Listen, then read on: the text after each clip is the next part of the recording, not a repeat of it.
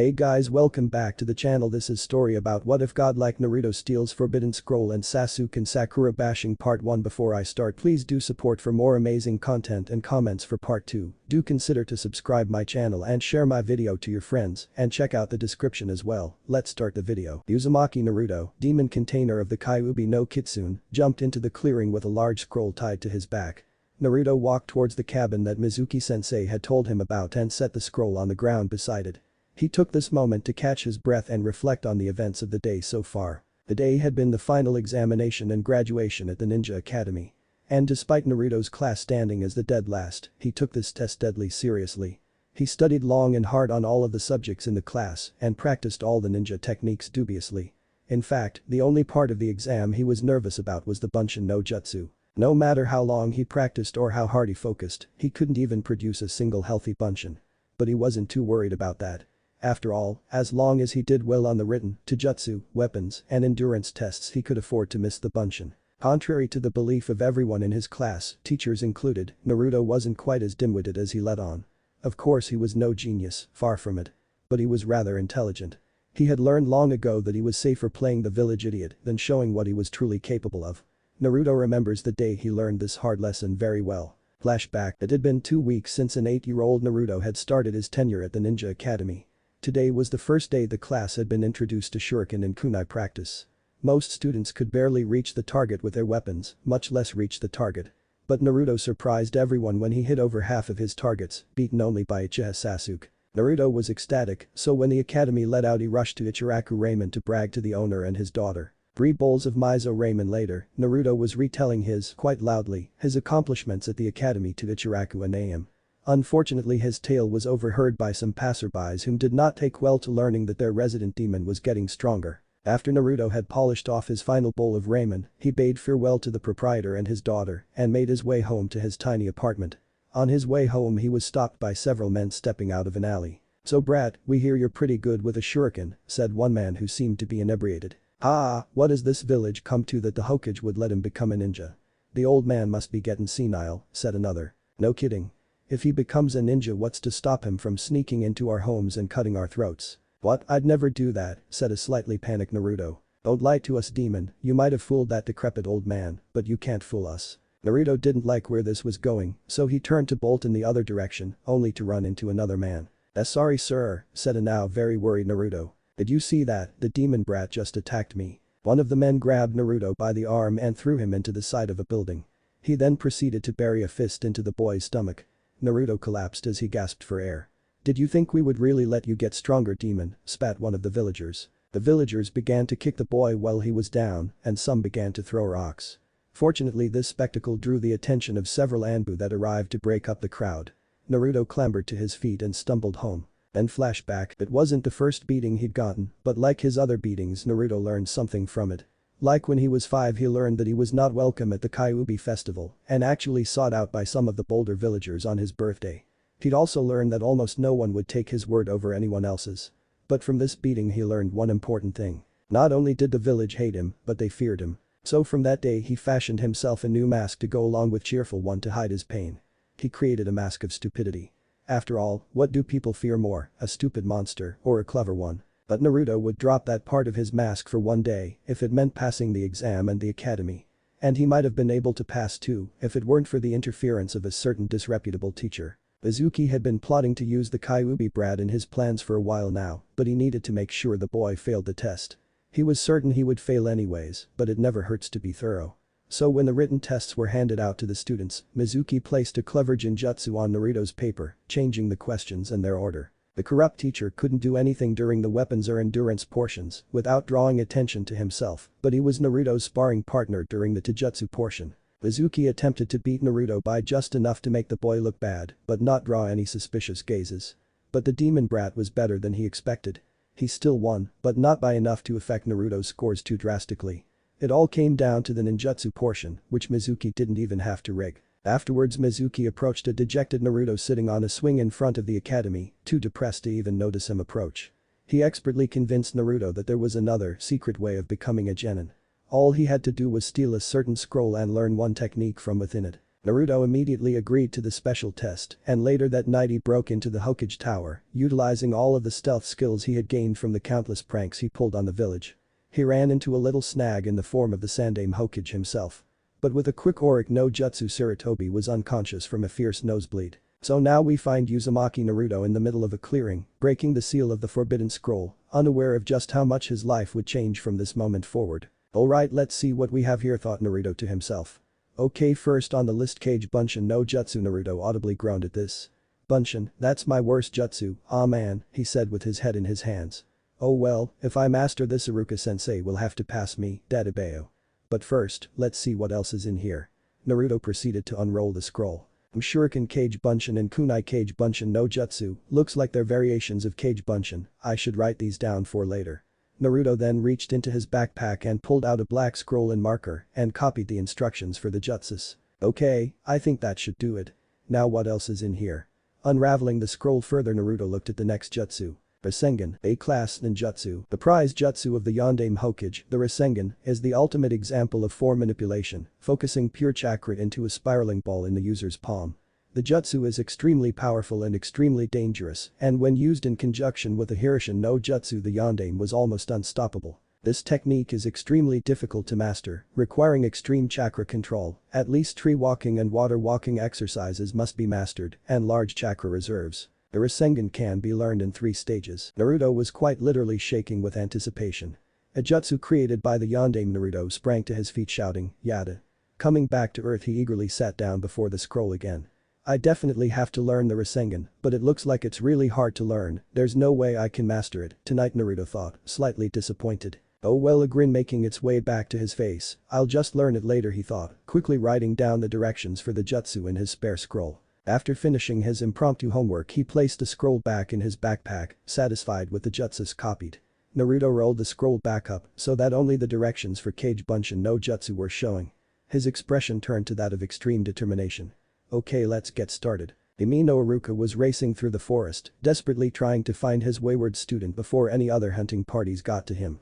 He had been beating himself up all day for failing Naruto and had become worried when he couldn't find his favorite student after the academy let out. He still couldn't understand why Naruto would resolve to steal the Forbidden Scroll or how he knew about it to begin with.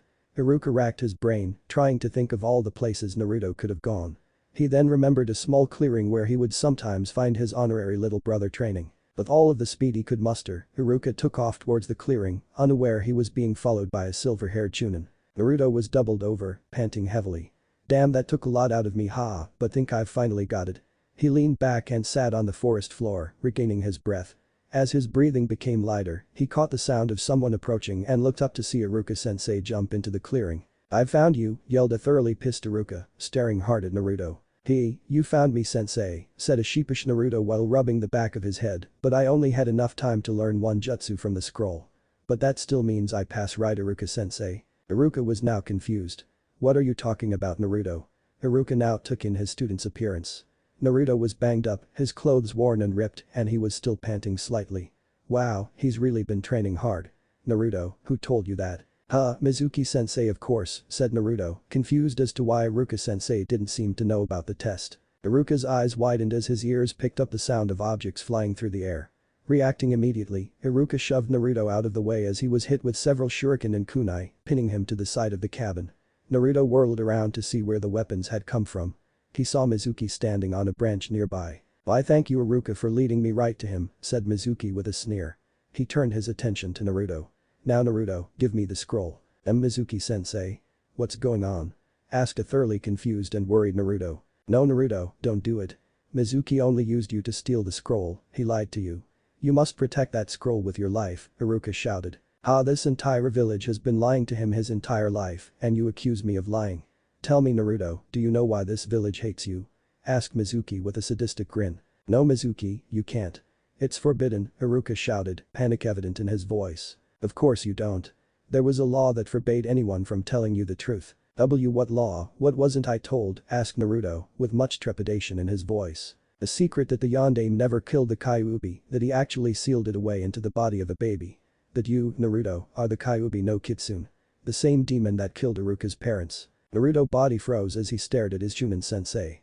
Inside he was desperately trying to come up with a denial, some proof that proved otherwise. But deep down he knew it to be true. The villagers' cold stares, the hatred, the beatings, the coinciding dates of his birth and the Kyuubi's defeat. The insults like demon child or Kyuubi brat. It all finally made sense. That's why they hated me, that's why I never had anyone growing up, why I'll never have anyone. A tear started to make its way down his cheek. I never even had a chance to be happy, did I? I was cursed the day I was born. Naruto was still dazed when he vaguely heard Mizuki shout something about finally slaying the demon. He looked up to see his former sensei unleash a giant shuriken right towards him, but he still didn't move. It wasn't out of fear, at least not mostly. But for the first time, Uzumaki Naruto lacked the will to go on. It seems that your life really does flash before your eyes when you're about to die, which only furthered Naruto's depression.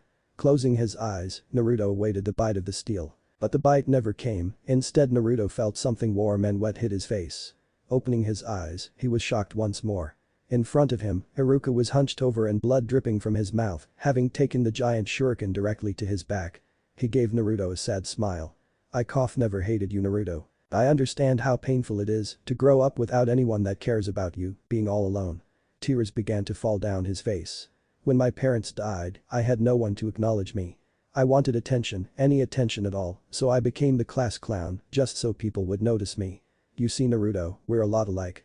Iruka lowered his gaze as his tears fell to the ground. I'm sorry Naruto, if I had been a better teacher and friend you wouldn't have had to feel that pain. Naruto was stunned. There were so many thoughts running through his head.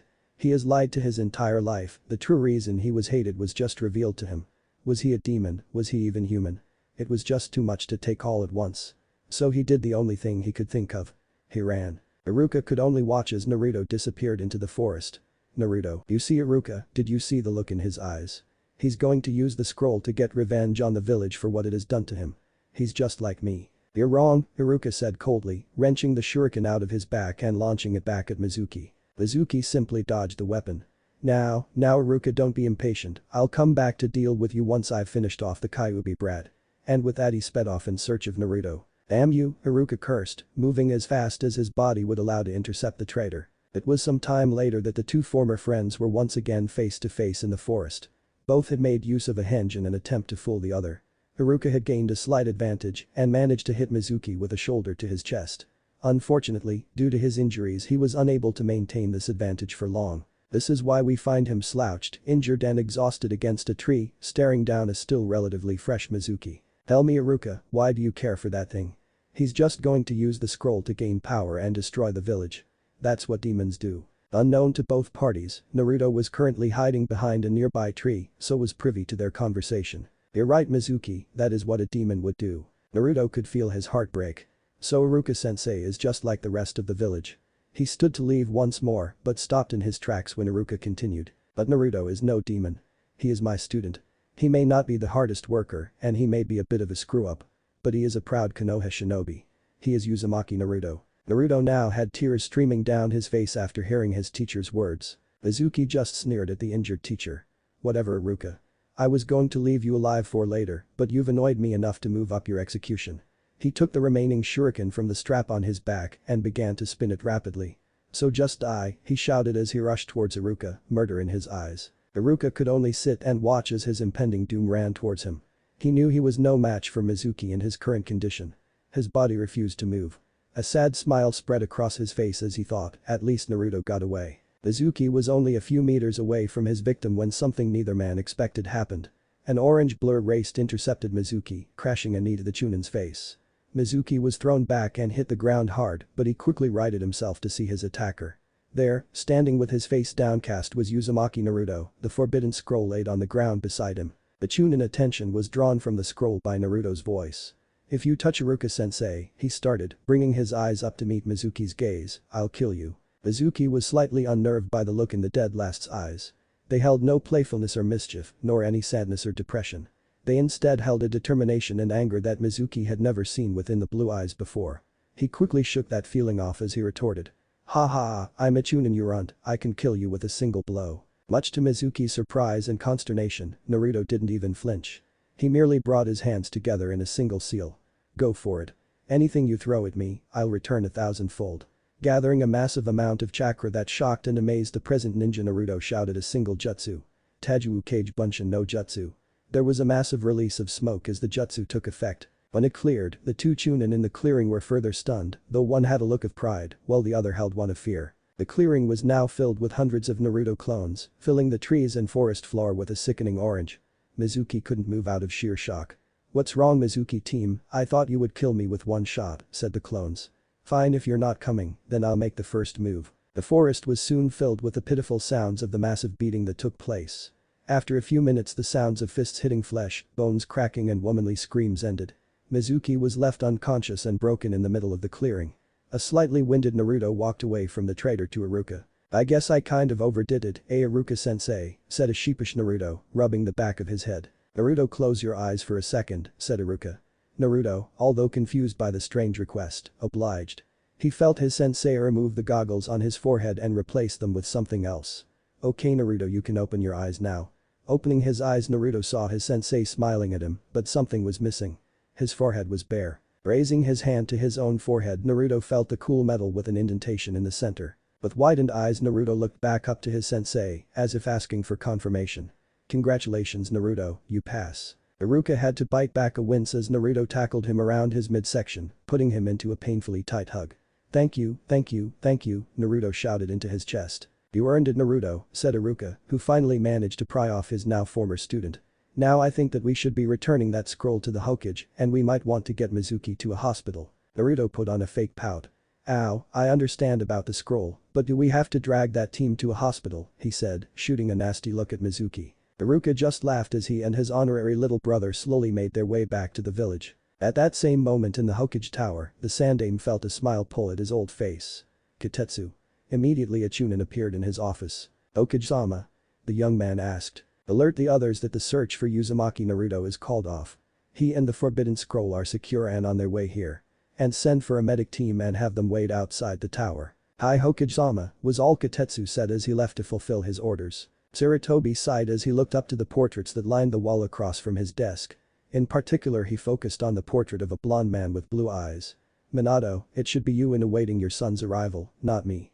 He now shifted his gaze to the village outside his window.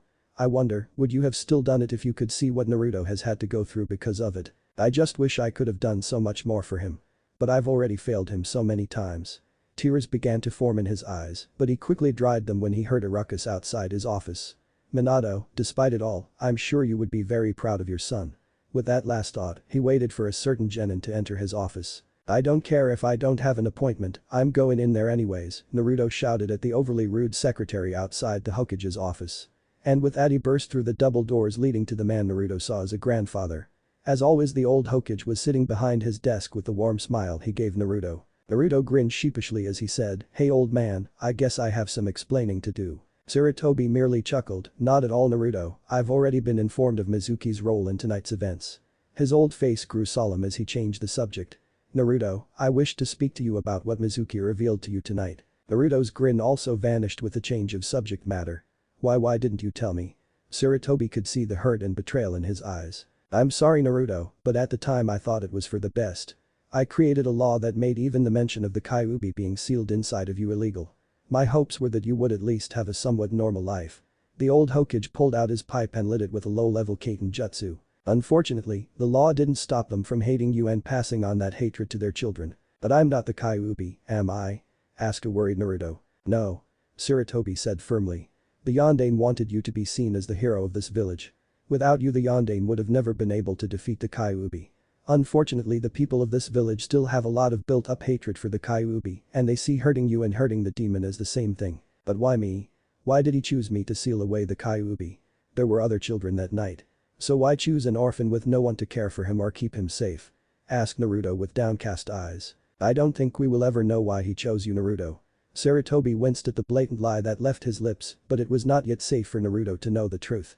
"But I believed he saw something special in you that made him believe you could bear a burden no one else could." Naruto mulled this information around for a minute. It didn't make a whole lot of sense to him. What could the Yondaime see in a baby that would make Naruto a proper vessel for the Kyuubi? But if the Sandaime didn't know then there was no point in pressing the matter. With a nod, Naruto told Sarutobi to continue. Sarutobi was relieved Naruto decided not to pursue the matter. A smile made its way back to his face. "Now, about the scroll you took.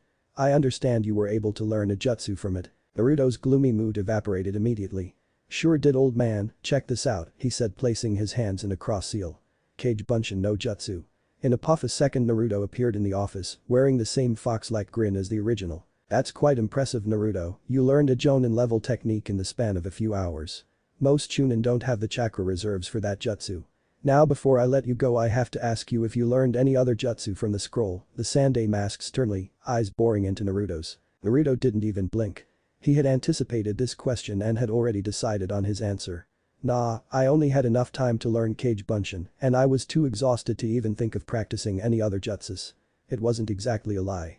After all, he had only learned the Kage Bunshin in the hours he had to scroll. He had just failed to mention that he had copied down a few other jutsus along with it. The Hokage studied the young genin for a moment until he finally seemed to accept the answer. Good, there are many jutsus in here that are a danger to not only yourself but others as well, and it's best if they remain hidden.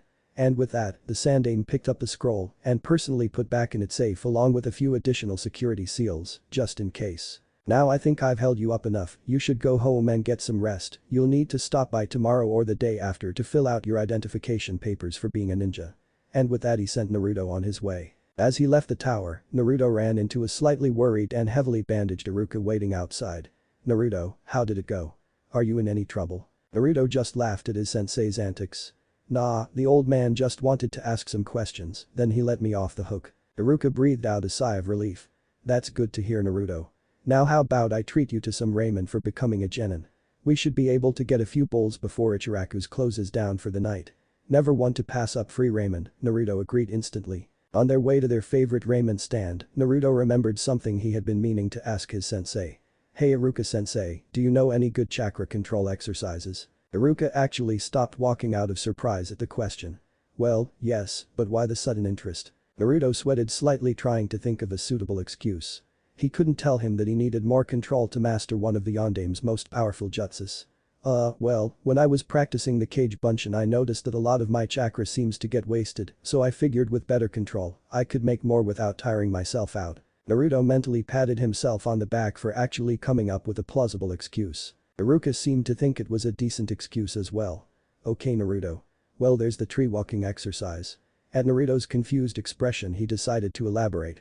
You focus chakra into the soles of your feet to stick to surfaces. Since gather chakra to the bottoms of your feet is supposedly the hardest place to gather it, it is an excellent exercise to increase not only control, but reserves as well. Naruto still had a slightly incredulous look on his face. Tell you what, you come by the academy tomorrow and I'll give you a quick demonstration. Naruto grinned at this. Thanks, Iruka-sensei. While eating ramen the two talked about a little bit of everything. They eventually started to talk about the possible teams. Due to his standing as the dead last, Naruto was most likely going to end up the Rookie of the Year's team.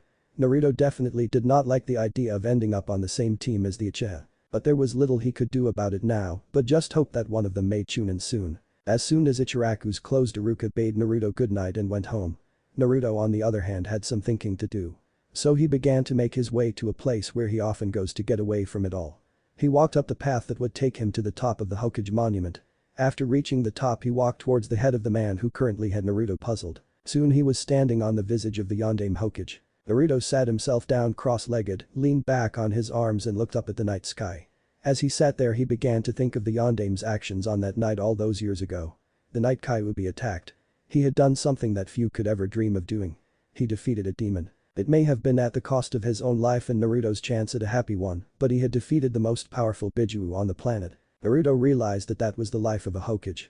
They had to be willing to give anything, even their own lives, to protect the village. To protect what was most precious to them they were willing to give it all. Naruto then began to reflect on his own reasons for being Hokage. He didn't want the job to protect the village. He wanted it because of the respect and recognition that came with the position. Naruto frowned at this thought. Was he really that selfish to put his own wants in front of the safety of the village? He recalled the events of that night. Iruka-sensei had put his life on the line to protect him. Naruto realized that that act alone made Iruka more deserving of the title of Hokage than he did. Thinking long and hard, Naruto had to ask himself some important questions. What would he give his life for? What was so precious to him that he would sooner die than see it hurt or destroyed? He began to think of the people in his life that had showed him kindness. Iruka-sensei had acknowledged him as a ninja and human being. Old man Hokage had always lent him an ear whenever he had a problem. The old ramen cook and his daughter had always showed him kindness when no one else would. And finally the mystery person who left him those notes. Flashback. It had been almost 3 months since Naruto had started attending the academy. He was currently practicing in the training field behind the academy after hours. For the past 2 hours he had been trying to summon his chakra. The reason he was having so much trouble was due to the fact that when the instructors had begun the lecture on how to summon one's chakra, one of them saw fit to remove Naruto from the class. He claimed he was causing a disruption to the other children's learning, when in reality he was merely asking a question. So now Naruto was left to figure it out by himself, based on the tidbits of information he could get off the other students. So far he was having no luck. He was just about to give up and go home for the day when he heard a soft thud from behind him. Turning around he saw a kunai with a piece of paper attached to it. Naruto looked around him for any sign of the person who had thrown it, but found no one.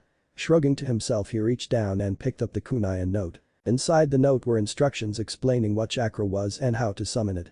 The script was written in very elegant handwriting that led him to believe it was written by a girl. But just what girl he never found out. Flashback ends. Over the years Naruto had received several of those notes. Sometimes they helped with training, like basic taijutsu stances or weapon throwing techniques. Other times they just offered words of encouragement. He had even received the goggles he wore so frequently as a birthday present from the mystery person. Whoever they were, Naruto considered them precious to him. He would give anything to protect these people and what they stood for. They saved him from loneliness. And he would go to the ends of the earth to make sure they stayed safe, including protecting the entire village. With his mind made up, Naruto stood and walked to the edge of the monument.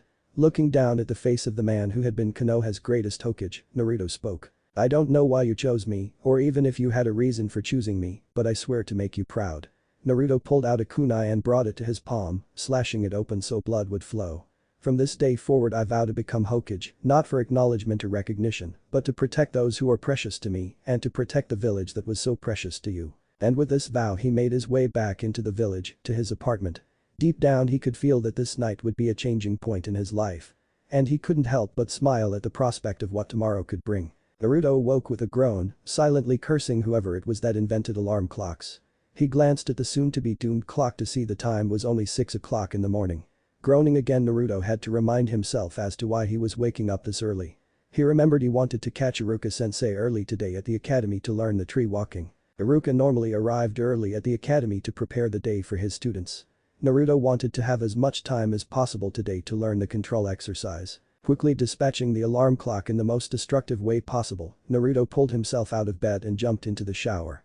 A few seconds and a girlish scream later, Naruto remembered he needs to check the water temperature before entering the shower.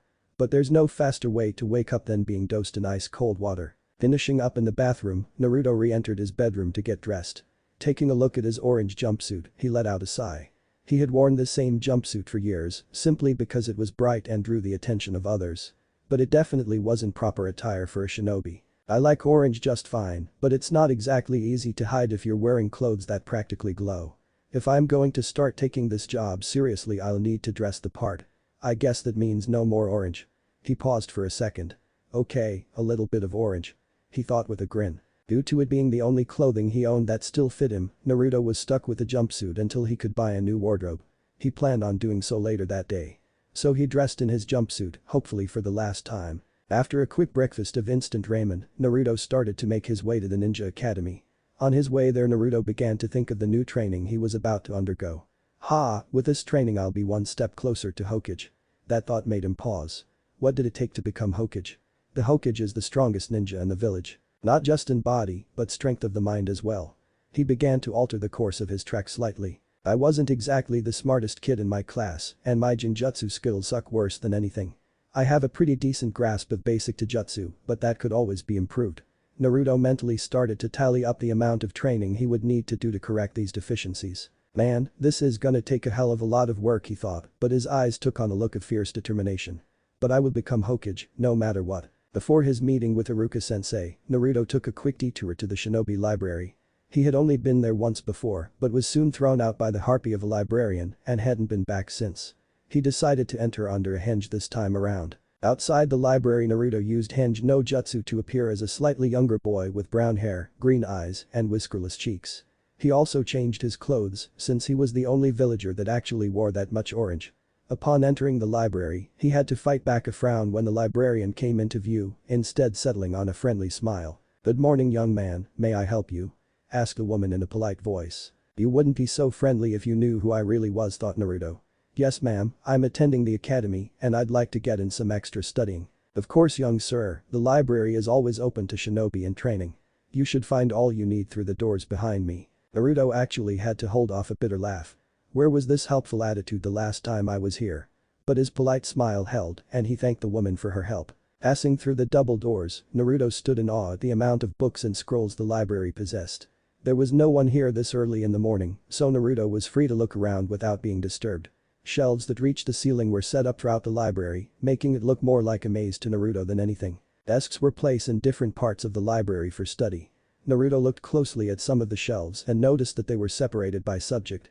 That would make looking for information that much easier for him. Naruto saw sections for history, politics, prominent clans of Konoha, strategy and theory scrolls. There were also sections for basic Fuinjutsu, Kinjutsu. He then came across sections for Tai, Nin, and Jinjutsus. Naruto noticed that none of the jutsus there were above low Chunin level. That makes sense, after all you can't make powerful jutsu accessible to anyone, Naruto thought to himself. After somewhat familiarizing himself with the layout of the library, Naruto had one thought on his mind. Damn. It's gonna take me years to find what I need, not including actually learning it.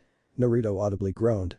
Well, I don't have time to go looking for some books right now. As he turned to leave, Naruto had a sudden idea. Placing his fingers into a now familiar seal, Naruto softly called out, Kage Bunshin no Jutsu. Suddenly he was surrounded by a dozen or so clones, all with the henge of the brown-haired boy.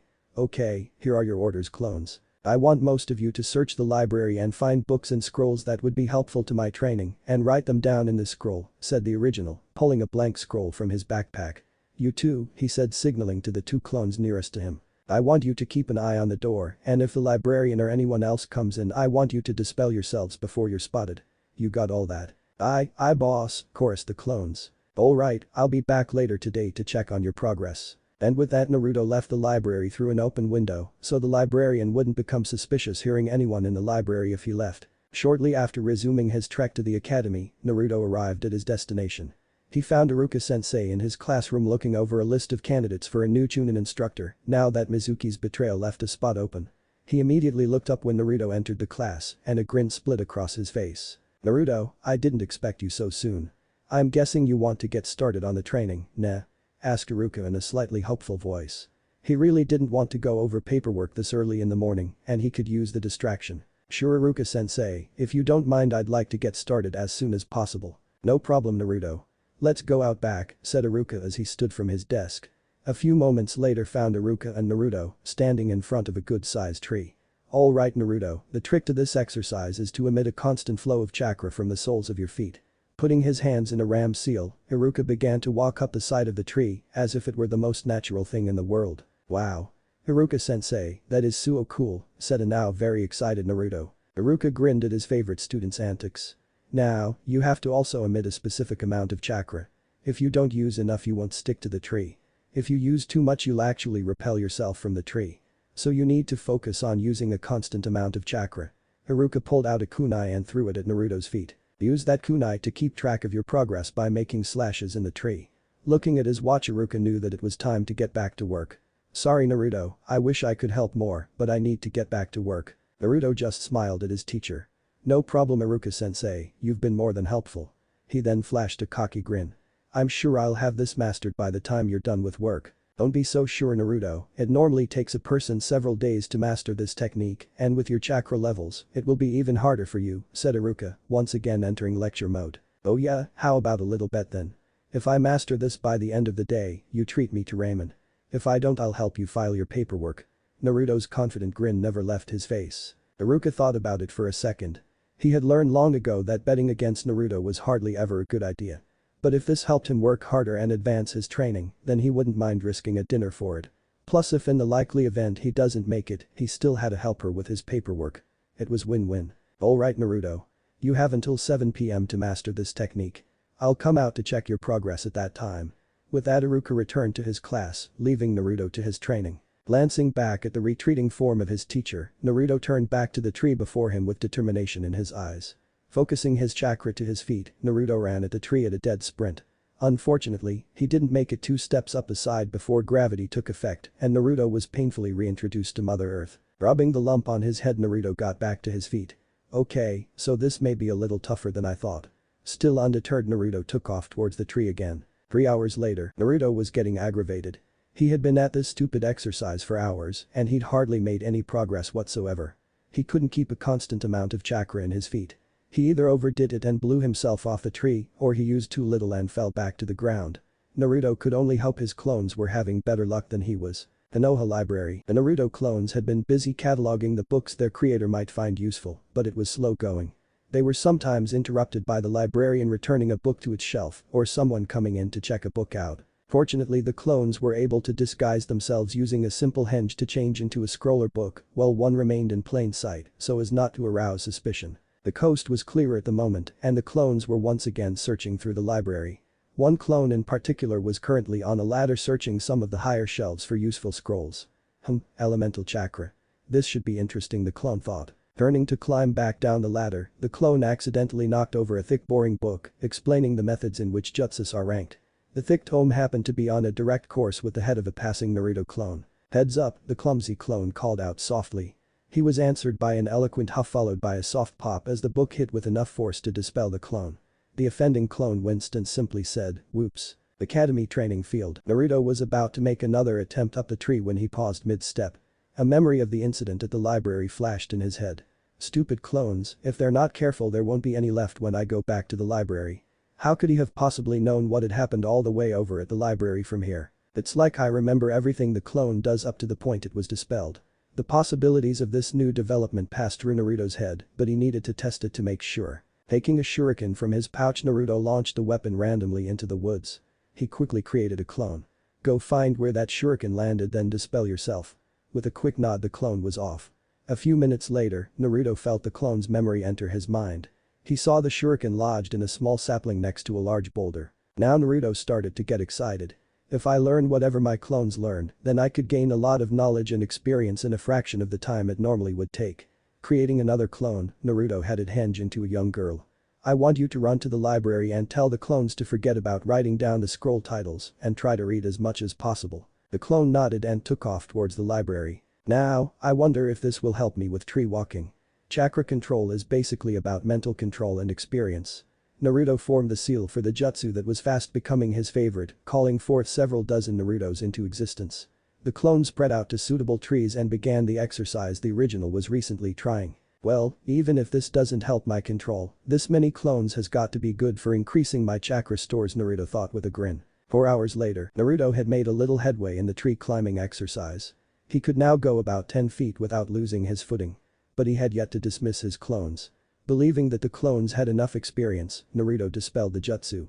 At first Naruto didn't think it had worked when he didn't feel any different, but he soon felt the effects of this new training hit him full force. Information flooded his mind, and Naruto felt as if his mind was going to split open from the strain.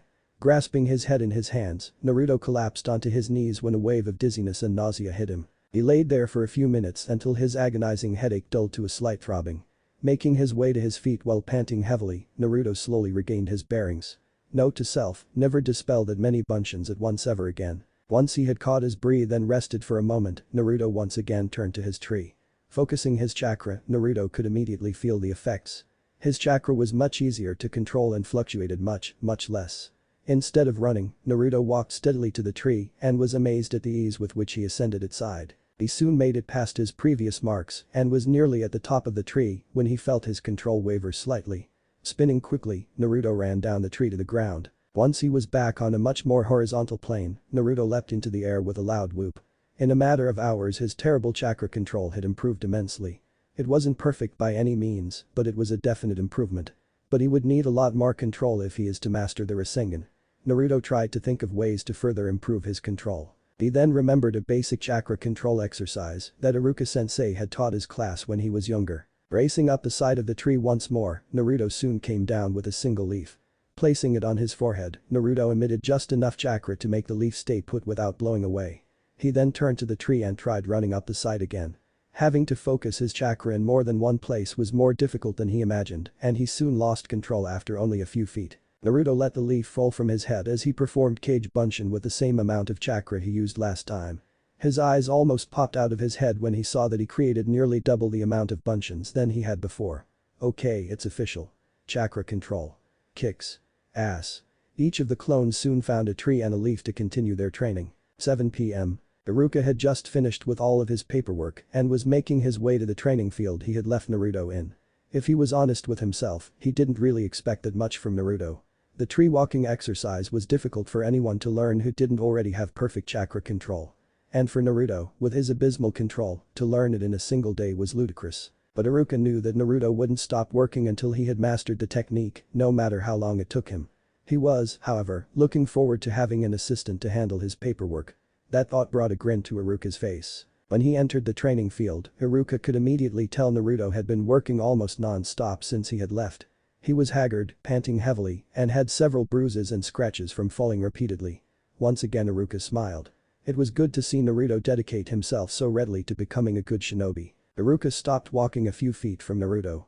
Naruto looked up at his sensei still panting heavily. "I can tell you've been working hard, Naruto, but you couldn't really expect to master this in a single day. Heck, it took me a whole week to learn it. So don't be too down on yourself for not getting the hang of it immediately." Iruka was surprised, however, when Naruto's face split into a grin. Iruka recognized that grin, it was the same one he used when he knew something you didn't, like when he was about to pull off a prank. "Oh, I wouldn't say that, Iruka-sensei," said a voice from above the two. Looking up, Iruka's jaw almost unhinged itself when he saw Naruto hanging upside down from a high branch by nothing but his chakra. Looking back down at the Naruto on the ground, he was further surprised when it erupted into a cloud of smoke. "Page Bunshin," thought Iruka. "What, how, when?" Iruka sputtered.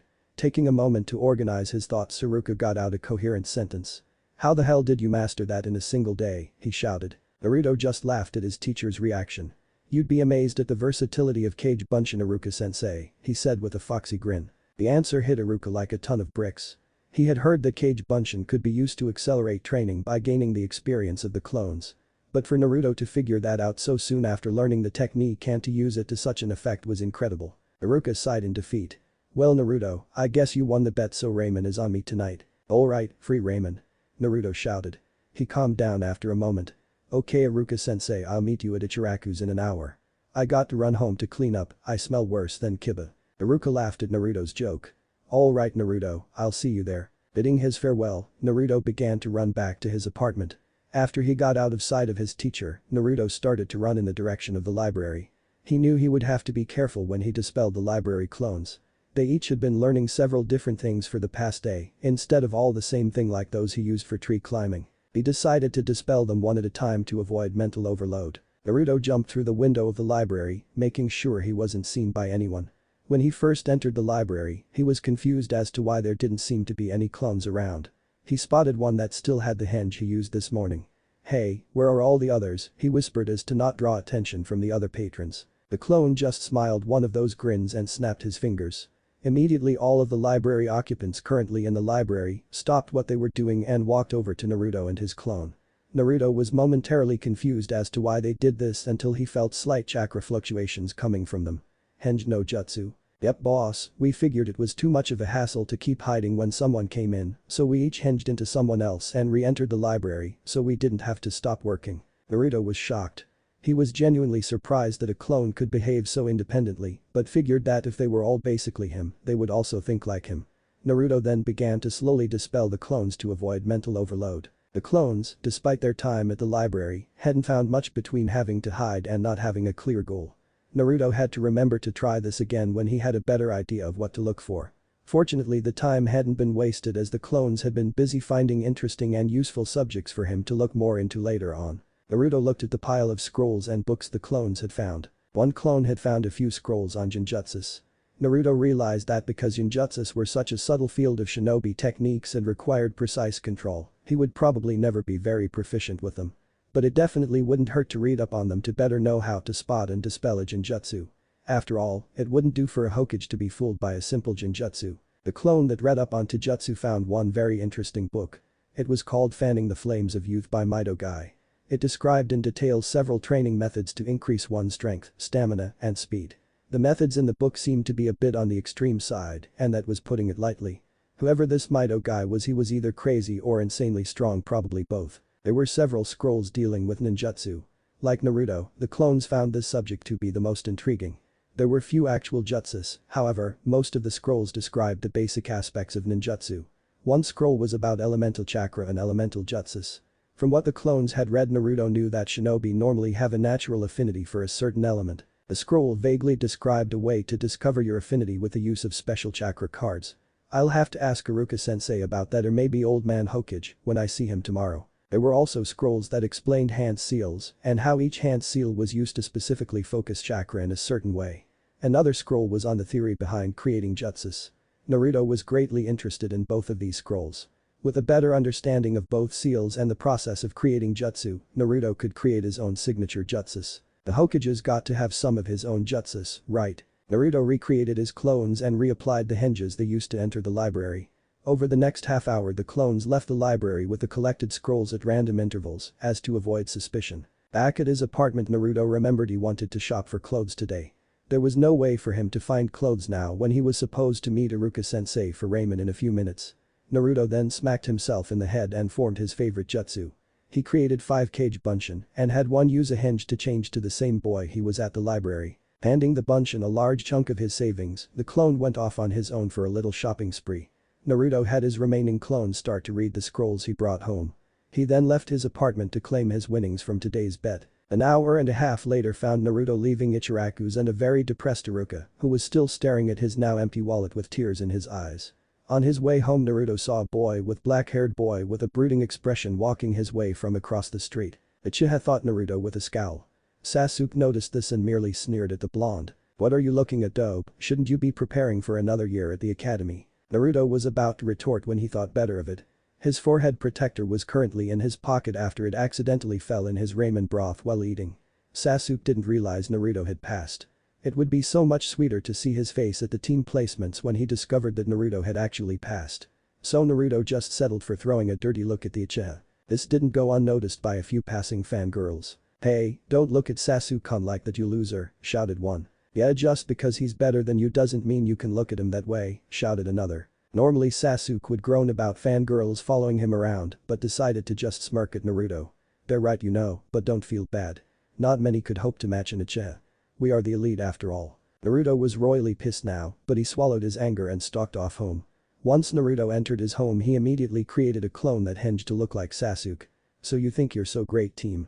Well, eat this," he said as he buried his fist into the clone's face, causing it to poof into a cloud of smoke. "Damn Uchiha, he thinks he's so great because this entire village put him up on a damn pedestal.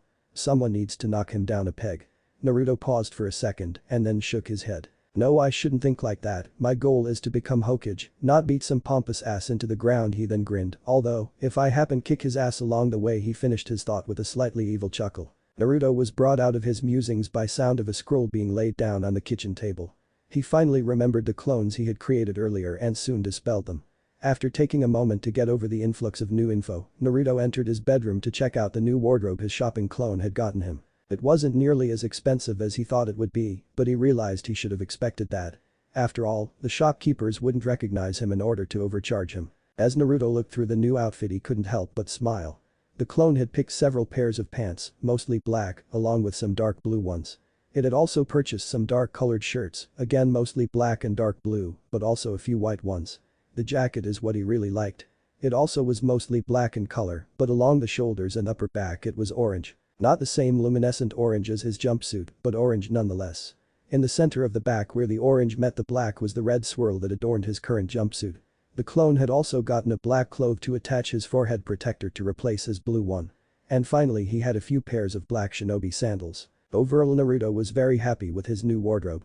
It made him look more serious, but not overly so. The orange was a little darker so he wouldn't stick out like a sore thumb anymore. Naruto reverently placed his new clothes in the top drawer of his dresser and prepared for bed. He had definitely made some progress today. Granted, he hadn't done much in terms of training besides gain some chakra control, but it was definitely a step in the right direction. Maybe I should come up with some kind of schedule, that way I can make the most of the day. After finishing that thought, Naruto let out a monstrous yawn. Well, I guess the schedule can wait a day or two. I'll wait until after I meet my team. After all, my schedule would have to fit around team practices and missions. Naruto discarded his old clothes and climbed into bed. It had been a long day and he was tired, both physically and mentally. But he felt good about himself. Naruto still had a long road ahead of him, but today was the first step towards his dream. He glanced down at his hand to the wound he had made his vow on. It was already healed, leaving only a slight discoloration where the cut had been. I've always healed quickly, I guess now I know why, he thought, his hand subconsciously rubbing the seal on his stomach. But I am not the Kyuubi, and one day this village will see that. And with that final thought he drifted off to a sleep filled with dreams of Hokage robes and seas of ramen. Naruto was awoken again, miraculously, by his still working alarm clock. This time Naruto was able to rein in his urge to obliterate the timepiece. He didn't much feel like paying for a new one. So it was with great restraint that Naruto gently turned off his alarm and began to climb out of bed. Once again he had to remind himself why he was getting up this early again. Then he remembered what he had read in Guy's book. It suggested getting into a habit of an early morning workout to increase stamina and warm up for the day. So he put on a pair of dark blue pants and a dark green shirt for his morning workout. After grabbing a quick breakfast Naruto left his apartment and made his way to the village gates. I had suggested running laps around the village, then do 100 push-ups and sit-ups, do some calisthenics, and kick and punch a training log of 50 times with each limb. The fact that he had suggested doing this with 50-pound weight strapped to each limb forced Naruto to once again question the sanity of the man. Once Naruto had reached the gates he turned and began his run. After setting a good pace Naruto began taking in his surroundings. This early in the morning there were few people awake and walking around. The only sounds he heard were those of leaves rustling and birds singing. Naruto found it all incredibly peaceful. He continued running around the village for the next half hour. After he had finished the run he made his way to one of the many training fields to complete the rest of his workout. It took him another 10 minutes to find a suitable training field. He wanted one that looked relatively unused and secluded so that his training wouldn't be easily stumbled upon. It's not that his new training was secret. Naruto just didn't want to broadcast to the world that he was getting stronger and he was further developing his skills. What kind of ninja shows off all of his abilities? Deception is a shinobi's greatest tool after all. Naruto wanted to keep the true extent of his abilities hidden, to an extent. He wouldn't handicap his own team just to deceive others, but he wasn't quite ready to give up the advantage of being underestimated. It was the main reason he had beaten Mizuki so easily. Not wanting to waste any more time Naruto began to do 100 push-ups, followed by 100 sit-ups, threw his kicks and punches, and finished with the calisthenics. Needless to say, Naruto was exhausted by the time he was finished. Just the thought of doing all of that with weights on was enough to make him want to cry. Well, if this doesn't make me stronger, then I doubt anything will. But that thought Naruto picked himself up and trudged home. On his way he realized that he still needed to buy weights for his taijutsu training. That made him start to think of all the things he had bought and still needed to buy. He had just purchased a new wardrobe the night before he still needed to buy training weights. Now that he thought about it he needed to get a new set of shuriken and kunai. Naruto had been using the same set for years now, since he couldn't afford a new set with the inflated prices he has to pay. And while he took very good care of the weapons he did have, nothing lasts forever. Ai's book also recommended a diet of different foods that Naruto rarely ever bought. Fortunately, Naruto had saved quite a bit of money over the years.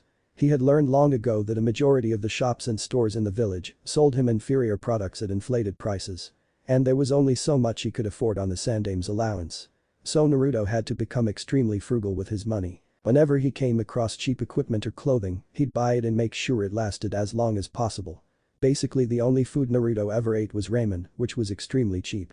So Naruto had saved a sizable amount of money. I guess it's time to dig out the rest of my savings. Oh well, what's the point in having money if you're not going to spend it eventually? He'd have to worry about that later. Right now he needed to get ready to go and fill out his papers at the Hokage Tower. So he merely continued on his way to his apartment. After a quick shower, Naruto clothed himself as he had the night before, in black pants and his black-orange jacket. He then turned to his kitchen table, which was currently littered with scrolls from the library. The clones had only made it partially through most of them, but Naruto was very pleased so far. So Naruto formed some hand seals, and 5 clones popped into existence around him. Alright, I want you guys to read these scrolls then dispel yourselves one at a time. All of the clones nodded in unison. Having to explain my plans to my own clones seemed kind of tedious, not to mention I might not have the chance in a combat situation. But they're basically me, so they should know what I know, right? With that thought, Naruto thought of a random number and created another cage bunshin. Naruto turned to the bunshin and asked what number he was thinking of. 113,088, the clone replied simply. Naruto just smiled and dispelled the clone. That would make things a little simpler. As long as he thought of his intentions beforehand, his clones would already know what to do. Cage bunshin really was an incredible jutsu. These thoughts pulled Naruto along another tangent. If he could control where his cage bunshin appeared when he created them, Naruto would greatly increase their effectiveness in battle. Ugh, if I keep getting distracted like this I'll never get to the tower. So, without further delay Naruto took off towards the Hokage Tower. Meanwhile, at Hokage Tower, Sarutobi was currently sitting behind his desk, fingers interlaced in front of his face, deep in thought. He had spent the entire day yesterday reviewing and signing off on all ninja registration papers. And today was going to be filled with the same thing. But that wasn't what was occupying his mind at the moment. That honor fell to a scroll that was now laid out in front of him. The scroll was signed by one Namikaze Minato, given to Sarutobi personally on the day the Yondaime died. The old Hokage sadly remembered the night he was given the scroll. Flashback, the terrified screams of the villagers could be heard from the Hokage's office. Genin and low-level Chunin were trying to evacuate the civilians as quickly as possible. It would only be a matter of time before the force of nature known as the Kyuubi no Kitsune finally breached the walls surrounding the village. The ninja of the village could do little more than draw its attention for a while. Every weapon, jutsu, or any form of attack was brushed off and ignored as if they were merely annoying insects. The only thing that allowed the ninja to keep fighting a hopeless battle was the belief that their leader would find some way to stop it. They were stalling for this chance as much as they possibly could. Their possible savior was currently in his office at the Hokage Tower, finalizing his preparations to defeat the Kyuubi. The Yondaime Hokage was staring intently at the scroll in front of him, making sure everything was in order. If anyone were to see him now they would be deeply troubled by the sight. Namikaze Minato, the man who became the strongest shinobi to ever come out of Konoha, now looked broken and defeated. In one night he lost, or was about to lose, everything he held most precious to him. His wife of less than a year, Kushina, had just passed away giving birth to their son, Naruto. And in less than an hour, he would have to place a burden no one should have to carry on his own son. He would seal the Kyuubi inside of Naruto in order to save the village. Merely thinking about what he was going to put his son through made him sick to his stomach. And the worst part for him was that, after tonight, he knew that Naruto would no longer have a family to care for him. But Minato knew he could not ask another family to make a sacrifice he could not. Looking to the side of his office, he looked at the crib that now held his son. Standing from his chair, Minato walked to his sleeping son. Naruto looked so peaceful, sleeping without a sound. "I'm so sorry Naruto for what I'm going to do to you," he thought while tears formed in his eyes. "I just hope that you'll find it in your heart to forgive me someday." He was interrupted from his musings when three people entered his office, only one of whom he was happy to see. The former Sandaime Hokage Sarutobi and his two former teammates entered Minato's office. "Hokage-sama, the Kyuubi will be upon the village at any moment, how can we stop it?" asked a slightly panicked of Midokado Himura. "Yes, our ninja can no longer hold back the demon, if something isn't done soon the village will be destroyed," said Udateen Kaheru. A small cry allowed the three-aged shinobi to acknowledge the crib in the room. "Minato," started Sarutobi, "you're not going to use that jutsu, are you?" "I have no choice Sarutobi, it's the only way to stop the Kyuubi." Himura approached the baby. "Who is this child? And what jutsu are you two talking about?" The Yondaime sighed heavily. "The child is an orphan that I discovered in the hospital. His name is Uzumaki Naruto, and he is going to save this village." The Sandaime's old teammate stared at Minato in shock. Sarutobi's eyes, however, were filled with great sadness. He, of course, knew who the baby really was, having been one of the few present at his birth. And he knew the price of the jutsu Minato intended to use. The Yondaime ignored the looks he was receiving and continued. "I'm going to use a variant of the Shiki Fuijin in conjunction with a few other seals to trap the Kyuubi no Kitsune inside of Naruto," he said, further shocking those present. Kaheru snapped out of it first. "So you'll weaken the Kyuubi, then we can finally kill it." "No!"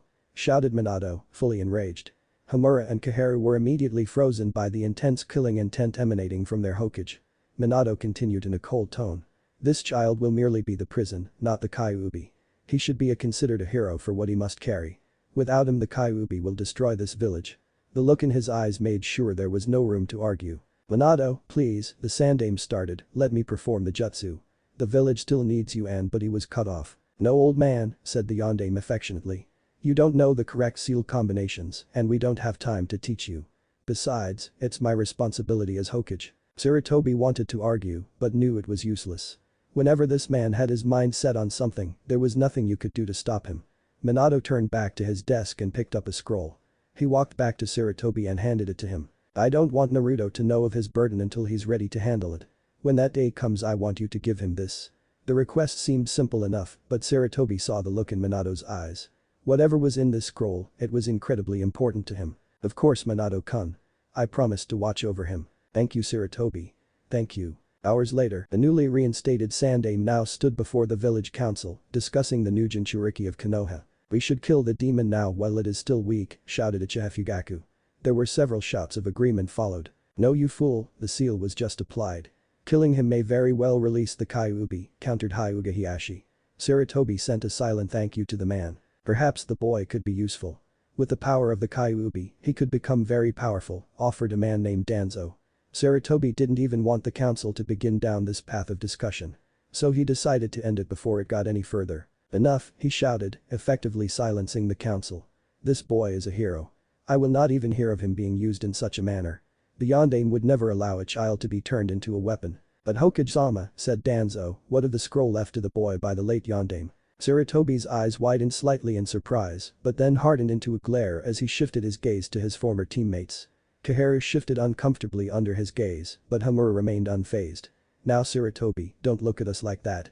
It is important that we know of if the scroll contains any of the Yondaime's plans concerning young Naruto. Plus it is important to know of any sensitive information that could be passed to someone who may prove to be unstable.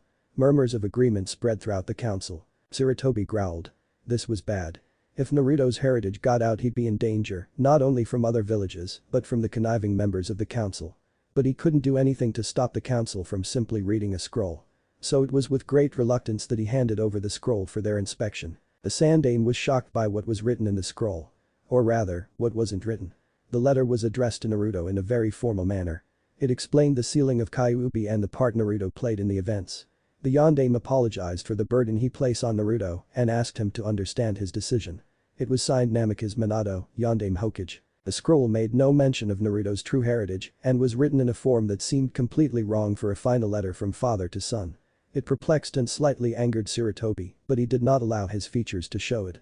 Why did Minato lead me to believe this scroll was so important? Then it hit him. The Yondaime was a genius. He had to have known that the scroll would be reviewed by the council. The true contents of the scroll must have been hidden. Sarutobi guessed that the true information could only be unlocked by Naruto. The council, satisfied that the scroll was safe, returned it to the Sandaime. Some of the members seemed to be disappointed by the contents of the scroll. They most likely hoped to, in some way, twist the words of the Yondaime in order to either execute Naruto or turn him into a weapon. But the scroll was carefully worded so that its intentions could not be misinterpreted. Sarutobi held in a sigh of relief when the scroll was returned to his possession. He promised Minato that the scroll would be given to Naruto when he was ready. He intended to keep that promise. Flashback ends. Now it was 12 years later, and that very same scroll was now lying on Sarutobi's desk. When Naruto had been made aware of his burden 2 days ago, Sarutobi was afraid of overloading him with too much too soon. Especially since he had no idea what the scroll really said. He just hoped that Naruto understood why he had withheld it from him for so long. And he still hadn't been sure whether or not Naruto was completely ready to know everything. He had only just been told of the Kyuubi, Sarutobi just didn't know how this would change Naruto. Would he become resentful of the village and the Sandaime for his life, or would he simply give up? Fortunately, Sarutobi's answer came in the form of a late-night report courtesy of Iruka. The event had apparently changed Naruto. Now he seemed to be more focused than ever before, even more determined. The Sandaime hoped with all his heart that this was proof of Naruto's growing maturity and that he was ready for what he had to tell him. Sarutobi sighed. Good or bad, this will most definitely be an interesting day. Back with Naruto. Naruto was surprised by how much attention his new outfit was drawing. Several of the villagers were throwing him curious glances. It was, of course, short-lived. Once they recognized him their eyes became cold and they quickly went back to ignoring him. But there were an occasional few that whose eyes still held a bit of interest even after they recognized him. He didn't have time to reflect upon this as he felt one of his clones dispel itself after reading one of the shorter scrolls. It was the one on nature manipulation. Naruto was very interested in this scroll. He learned about some of the strengths and weaknesses of the elements. No one element was stronger than all others. Each was strong against a certain element and weak to another. Wind diffuses lightning, lightning destroys earth, earth absorbs water, water quenches fire, and fire feeds on the wind. They were all balanced. Again Naruto reminded himself to ask the Hokage for one of those chakra cards. He might not be able to start working on his element right away, but it would definitely be beneficial for him to know which element he was aligned with. If anything, he could keep his eyes open for any jutsus for that particular element. Again Naruto had to push these thoughts out of his head for now. There was enough on his plate as it was. If he keeps coming up with new things to train and he'd be pulled in so many directions he wouldn't accomplish anything. I just need to take things one at a time. Well, I guess with Kage Bunshin I could do too, he thought with a fox-like grin. Once he reached the tower Naruto was made his way to the roof where a photographer was taking ID pictures. Naruto remembered how he had considered doing something extreme for his photo, like painting himself up. But that was the old Naruto, the one who was more focused on getting attention than actually becoming a respectable ninja. So, when his turn came he just settled for a victory pose and with a big grin on his face. Sarutobi looked at the photo before him. It wasn't the most serious pose Naruto could have taken, but it just wouldn't have been Naruto if he had. He had been pleasantly surprised by Naruto's change in attire. It was more fitting of a shinobi. Then he looked up to see said genin in a chair across from him. Everything looks to be in order, Naruto. You and the other genin will meet at the academy tomorrow at 8 AM. There you will be assigned to your teams and a jounin instructor. Alright Oji-san, as long as you don't put me on some team's team, like Sasuke. Naruto, you know that the teams are made according to your performance and skills shown in the academy. The student with the lowest scores will be placed on the same team as the one with the highest, said Sarutobi in a very sage-like manner. Naruto sighed dejectedly. Fine, but if starts in with any of that I'm superior to you just because of my name crap again, I can't be held responsible for my actions. Sarutobi chuckled lightly. Duly noted Naruto. Now there is something else I'd like to discuss with you. He didn't get any further when the door to the room opened. I've got you now old man, now I will be Hokage. Naruto looked over to see an 8-year-old boy wearing a long blue scarf and a helmet. He pulled out a shuriken and began to rush the Hokage. The kid didn't get very far before he tripped over his own scarf, falling flat on his face. If Naruto hadn't been so utterly confused, he would have laughed his ass off. But as it was, he could only stare blankly at the small boy. He cast a glance at the Hokage to see if he was as confused as he was. Sarutobi merely sighed in exasperation, pinching the bridge of his nose. Naruto thought he heard him mutter, "This is the 8th time this week." 8, so this isn't the first time, Naruto thought to himself. He shrugged it off and looked back to the boy, who was now making his way back to his feet. He looked dazed for a moment, then confused as to what just happened. He then looked over at Naruto and pointed an accusing finger at him. You're the one that tripped me when I came into the room, didn't you? Naruto's eyebrow twitched. I didn't trip you, you little brat. It's not my fault you actually tripped over your own scarf. Yeah right, you just wanted to make me look bad, shouted the boy. Naruto was getting tired of this. He stood from his seat and grabbed the kid by the scruff of his shirt. Listen, you brat. Don't go blaming others just because you're a klutz. Before Naruto could continue with his rant, the door to the room again opened. This time a man wearing a bandana and dark sunglasses with normal ninja garb came into the room. He took one look at Naruto and looked like he was going to have a heart attack. Put down that boy this instant, you brat. Don't you know he is the honorable grandson of Sandaime-sama, he yelled. Naruto was surprised. He looked at the boy in his grip, then to the Hokage, trying to see a resemblance. Needless to say, he found none. The boy took his reaction as a fearful hesitation and smirked. What's wrong, not gonna hit me, now that you know I'm the Hokage's grandson. TSCH, thought not. Sarutobi winced. Anyone who knew Naruto knew to never insinuate he was a coward. That was just asking for trouble. Oh well, I guess this is a lesson Konohamaru will have to learn the hard way. And learn it he did. I don't care if he was your grandmother. And with that said, Naruto brought his fist down upon the boy's head, painfully reacquainting him with the floor. Konohamaru looked up at Naruto in fear and a bit of awe. He's different from the others, thought Konohamaru. Sarutobi cleared his throat to get the attention of those in the room. Once everyone returned their gaze to the old Hokage, he spoke. Now Konohamaru, as much as I enjoy these little visits, I would greatly appreciate not being interrupted during meetings. Besides, aren't you supposed to be studying with your tutor? He asked, casting a glance at the other man. I hope my grandson isn't too much for you to handle, Ibisu. Ibisu started to sweat lightly. No, Hokage-sama. Your grandson just got away from me for a moment. Sarutobi merely waved him off. Very well, just try to lessen the frequency of these incidents. After receiving a nod and bow from Ibisu, Sarutobi turned back to Naruto. Now Naruto, I believe we were having a conversation. Perhaps we should continue it in my office. Naruto simply nodded, still a little too confused to speak, and followed the Hokage out of the room. Konohamaru watched them leave. He's having a private meeting with Oji-san. He must be really strong. If I can get him to train me, then I'll be Hokage in no time. Konohamaru stood up and left the room, leaving a still dumbfounded Ibisu behind him. Naruto sat across from the Hokage, waiting for this conversation to begin. When they had first entered the room, Sarutobi sealed the room and then proceeded to pull out a scroll and set it on the desk in front of him. What confused Naruto was Sarutobi's reaction to the scroll's presence. He seemed nervous and a bit apprehensive.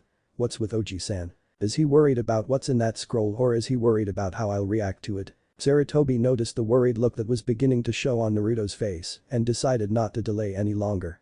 Naruto, the reason I ask you in here is very important. I have to ask you to not speak of what you learn here today to anyone other than myself.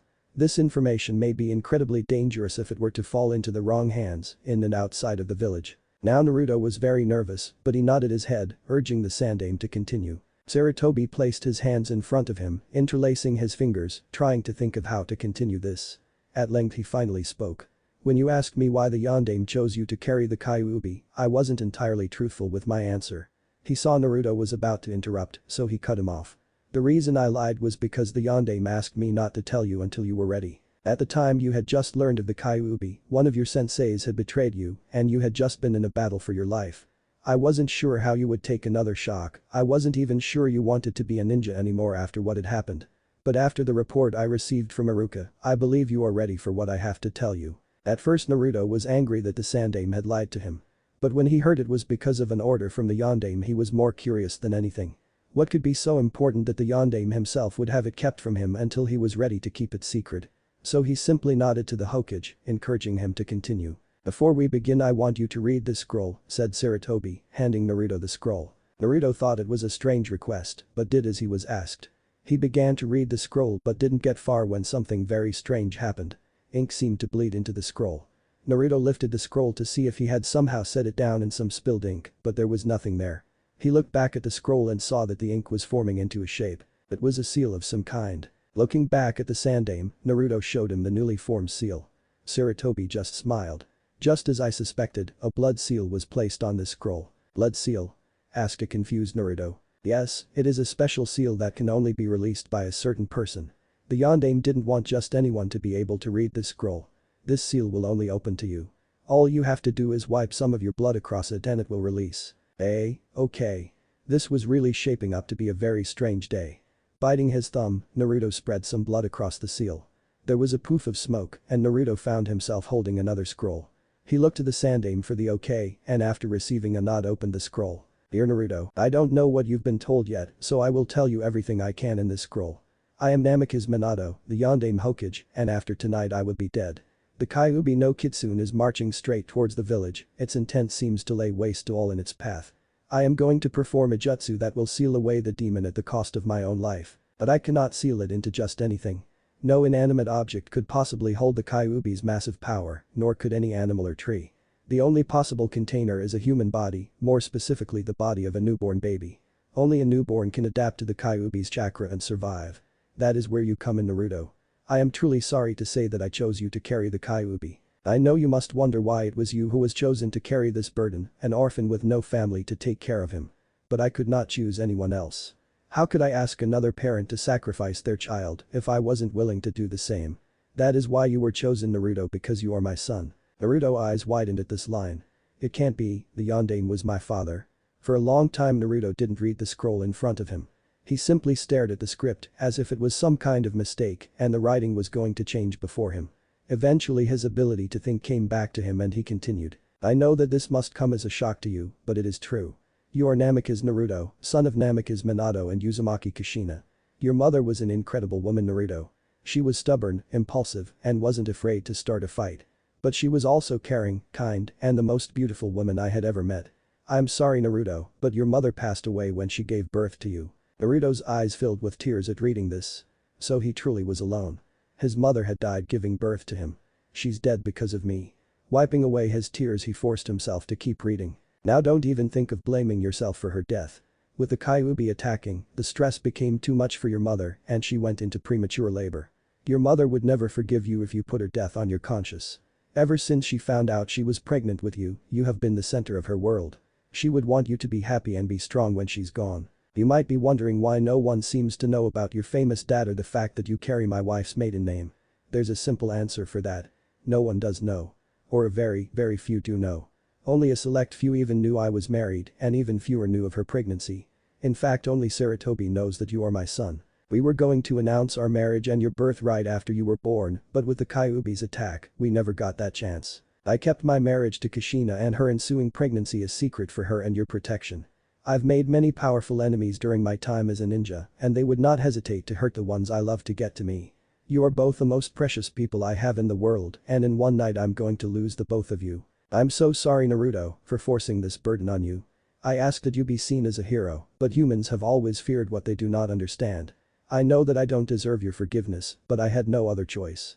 And I knew that if anyone could handle it, it's you. I know that your life up till now must have been filled with great sadness and loneliness. Just know that even though we are not there, your mother and I will always love you, no matter what. Goodbye, my son. With all the love I possess, Namikaze Minato, Naruto failed to stem the tears that started to flow from his eyes. He had so many emotions running through him. Sadness, confusion, anger, his own father had sealed the most powerful demon in the world in him. But these feelings were slowly being subverted as he absorbed what he had just learned. Understanding, completeness, and above all, happiness began to fill him. Ever since he was little he was always taunted. Taunted because he wasn't the best ninja, because he had no friends, but the taunts that hurt the most were those that had to do with his parents. People would say that his parents abandoned him because not even they wanted to be around him. And Naruto couldn't refute them. For all he knew his parents probably did abandon him. He had no evidence to prove otherwise. But now he did. This scroll proved irrefutably that his parents had loved him and had not abandoned him. Naruto was so caught up in his emotions that he didn't notice the sandaime rise from his seat or the seal at the bottom of the scroll. He jumped slightly when he felt a hand on his shoulder. He looked up to see Sarutobi giving him a sad smile. Naruto returned it with his own small teary smile. For a long moment neither of them spoke. Finally Sarutobi decided to break the silence. "How are you feeling, Naruto?" Naruto wiped the lingering tears from his eyes and answered. "I don't know, Oji-san, this is a lot to take in." "I understand, Naruto, take as long as you need. Oji-san, do you think that maybe you could tell me about them sometime? When you're not busy, of course." Sarutobi smiled warmly at Naruto. "Of course, Naruto, anytime you want." "Thanks, Oji-san," Naruto said, a true smile spreading across his face. "Think nothing of it, Naruto," said Sarutobi as he walked back around his desk. "Now, since you know of your family, it's time to discuss your inheritance." This got Naruto's attention quickly. "Before you get too excited, you won't be able to access it until you're 16 or when you become a Chunin, whichever comes first." Naruto deflated slightly at hearing this, but shook it off and continued to listen. "Firstly, your father had saved a substantial sum of money during his career as a shinobi, which was placed in an account for you to access when the time comes.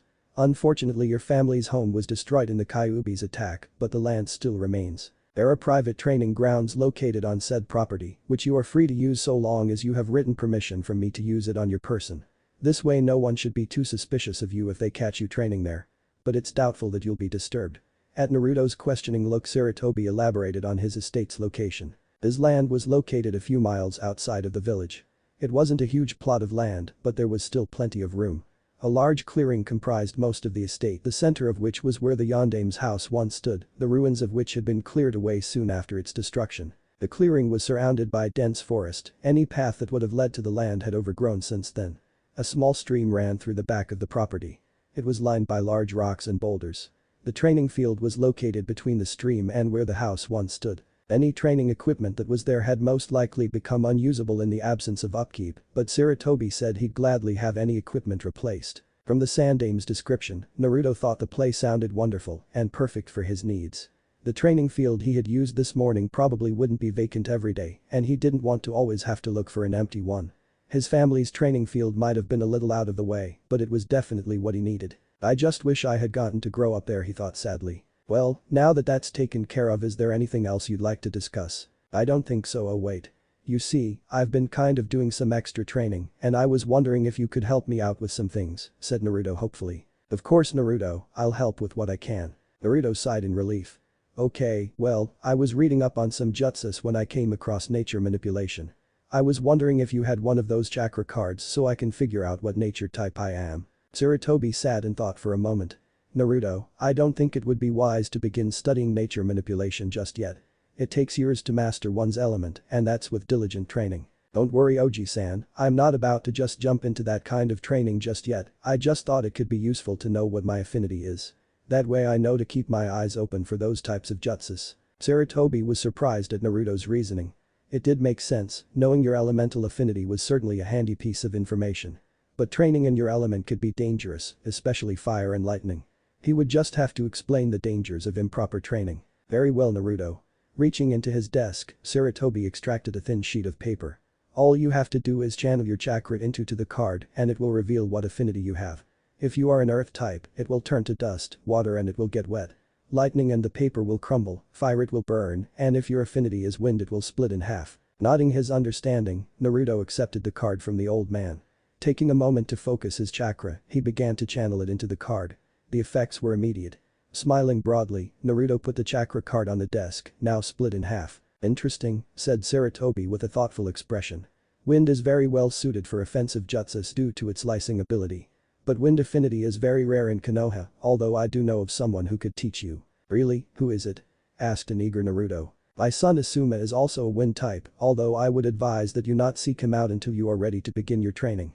Now is there anything else I could help you with? Yeah, do you know where I can get some weights for strength and speed training? Sarutobi raised an eyebrow at this.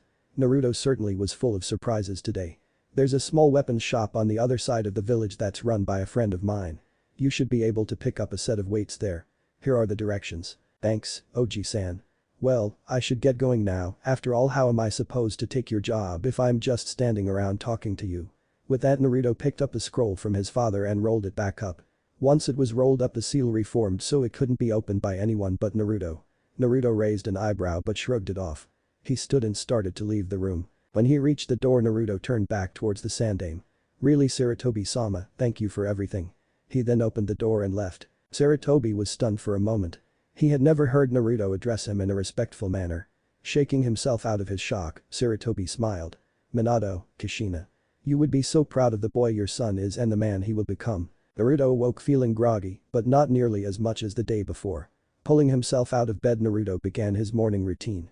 He went to the bathroom to freshen up and then came back out to eat a quick breakfast. After a quick shopping spree, Naruto now had a bit more to eat for breakfast than ramen. After an actually balanced breakfast, Naruto put on his training clothes and his new weights. He only put 10 pounds on each limb, he rather liked not having his shoulders torn out of their sockets whenever he threw a punch. He'd just have to gradually increase his weights. Naruto looked down at the bands that now adorned his wrists and ankles. He had found the shop fairly easily yesterday after leaving the Hokage tower. It was a small shop that definitely didn't look like it catered to shinobi. Maybe that's why Naruto had never noticed it before. The shop was run by an old man with graying brown hair and a prosthetic leg named Kaido. Kaido was a retired shinobi who opened his shop shortly after losing his leg in the war with Iwagakure. When Naruto entered the shop, the old man seemed to have been expecting him as he already had the weight bands on the counter. Kaido explained that Sarutobi had sent word that he'd be coming to look for some training weights. He then showed the bands to Naruto. Each band had 10 pouches to hold weights in, and each of these pouches had a seal on it. Kaido explained that the seals were used to increase the weight of whatever was placed inside by 10-fold. So if you put a 1-pound weight in the band, it would become 10 pounds. The bands were made of a very durable material that could hold a total of 500 pounds each. Once you exceeded that weight the bands would most likely tear and the seals would immediately cease working. Kaido also went on to show Naruto his selection of kunai and shuriken once he noticed Naruto's current set. When he found out how old they were the old man was appalled. So now Naruto was the proud owner of new training weights and a brand new kunai and shuriken set. The fact that it all cost a fraction of what he'd normally pay was just icing on the cake. Naruto soon left his apartment with 10 pounds strapped to each limb. Walking around with weights on was definitely going to take some getting used to. He walked to the village gates as he did yesterday, but instead of turning to do laps around the village, he began to head towards his family's estate. Naruto planned to do his morning workout there from now on, as well as practicing any particularly powerful or forbidden jutsus. As he began his run Naruto recounted what happened after his visit to Kaido's shop. If he thought finding out about his family and discovering a new place to get supplies was enough for one day, he was sorely mistaken. Flashback. Naruto had just left Kaido's shop, he was heading for his apartment to replace his weapons and put on his weights. However, he was interrupted when he noticed he was being followed. It wasn't difficult to figure out. Whoever was following him wasn't exactly a pro. It took him a moment, but he eventually recognized his pursuer as the kid from the Hokage tower. What was his name again? Oh yeah, Konohamaru. Naruto tried to ignore Konohamaru for a while, but his stalking methods were pitiful. He decided to put an end to this little game as he walked past a section of horizontal fencing so the kid would stop from further embarrassing himself. Alright, come out now. Your disguise is pathetic, even an academy student could see through it. Soon the horizontal planking lowered to reveal a sheepish-looking Konohamaru. I guess I should have known I couldn't fool an awesome ninja like you. Naruto raised an eyebrow at this. Ooh okay. So why are you following me? Konohamaru grinned broadly as he answered. I want you to train me. Naruto's jaw dropped. What? Why do you want me to train you? Don't you already have a teacher? The boy's face dropped a little. Yeah, but he's always going on about he's my best chance at becoming Hokage. His face brightened when he looked up at Naruto. But I know you could teach me way more than he ever could. I heard that you were able to get past Oji-san. So you've got to be really strong. Naruto started to sweat a little. How do you explain to a kid that you only beat his grandpa because of a perverted jutsu? Nah, I just caught the old man by surprise. Any other time and I would have been toast, Naruto hastily explained. He really didn't feel like having this little kid hounding him wherever he went. Unfortunately Konohamaru wouldn't be deterred so easily. But I heard a good shinobi knows when to attack and exploit an opponent's weakness. So you must be even better than I thought. Naruto's sweat dropped. Stupid brat, making stupid good points. He shook his head, then looked down at Konohamaru. But why do you want extra training anyway? Konohamaru's face took on a look of determination. I want to become strongest ninja in the village, so that one day I'll become Hokage. This statement struck a chord in Naruto. So he wants to be Hokage too, huh? Well, let's see if he's got what it takes. Naruto took a thoughtful pose. Alright Konohamaru, I'll train you. Konohamaru was about to start celebrating, but Naruto interrupted him. But you'll have to do exactly as I say, and no complaining, you got that? Konohamaru nodded eagerly, and Naruto began to lead him to a nearby training field. Konohamaru was hopping on his toes, excitement pouring off of him. So what are you gonna teach me first, boss? Some super powerful jutsu, or some awesome kunai throwing technique? Oh I know, how about a jinjutsu that makes someone think he's a chicken? Naruto tried not to laugh at that last one. But he started thinking of what he was going to teach the kid. He briefly entertained the idea of teaching him Warak no Jutsu. The look on the Sandame's face when he found out Naruto had taught his grandson a perverted jutsu like that would be priceless. But he thought better of it. It would only handicap Konohamaru to distract him, a technique he'd only made up as a joke. No, I need to teach him something that would really be useful to him. I can't teach him Kage Bunshin no Jutsu, it would kill him. So what can I teach him that he won't learn in the academy? Then it hit him. Once they entered the training field, Naruto walked up to a decent-sized tree. Alright Konohamaru, I am going to teach you. He paused for dramatic effect, with Konohamaru leaning forward eagerly, to climb trees. Konohamaru promptly fell on his face. Jumping back up to his feet he looked at Naruto angrily. How's climbing a tree going to make me a better ninja? He yelled. Naruto smirked. You didn't let me finish. What I was going to say was I'm going to teach you to climb trees without your hands. At Konohamaru's confused face, Naruto decided a demonstration was in order. Forming a ram seal, he said, watch closely. Then, as if it were the most natural thing in the world, he began to walk up the side of the tree. Konohamaru was now salivating. Wow boss, that's awesome. Naruto just smiled at the boy. Sure is Konohamaru. This is a chakra control exercise. If you master this, every jutsu you perform will become less taxing. Meaning you can perform more jutsus without getting tired and your jutsus become more effective. Naruto began to describe how to perform the technique in Konohamaru's single kunai. With that he set the boy to work. While Konohamaru was running up the tree, Naruto kept himself busy perfecting Kage Bunshin. Several hours later, Naruto walked into the clearing where he had left Konohamaru and a clone in order to go get some sodas. He looked to where Konohamaru was practicing and saw the boy doubled over, panting heavily. Once his clone saw him, it dispelled itself, revealing its observations for the past 10 minutes on the boy's progress. Naruto was very impressed. Konohamaru had managed to get nearly 10 feet during his training. That's further than I got during the same amount of time, and he's had to take breaks to rest up. Of course, he doesn't have the chakra stores I have either. Naruto had also made great progress during this time. It had taken him some time, but he had managed to gain a good degree of accuracy when creating his clones. He started off simply creating clones directly in front of, behind, or to the side of himself. Eventually he began to stretch the distance between himself and his clones. After that he began to experiment with the latitude of the clones. He noticed that the further away he created his clones, the more concentration he needed to ensure their accuracy. Currently Naruto could create a clone accurately 10 feet away from him with minimal concentration. He was hoping to increase the distance with more training. Looking down on the exhausted boy, Naruto called out to him. Hey Konohamaru, take a break, you've earned. He invited the boy to sit next to him on a log, handing him a soda as he did. Thanks boss, said Konohamaru. They sat in peaceful silence for a moment. Naruto decided to ask a question that had been on his mind for a while. Hey Konohamaru, why are you so set on becoming Hokage? Konohamaru's eyes became slightly downcast. My grandfather named me Konohamaru after the village. But the thing is, no one sees me as Konohamaru. To them I'm just the Sandame's grandson. That's why I want to become Hokage. Then people will recognize me for me and not who I'm related to.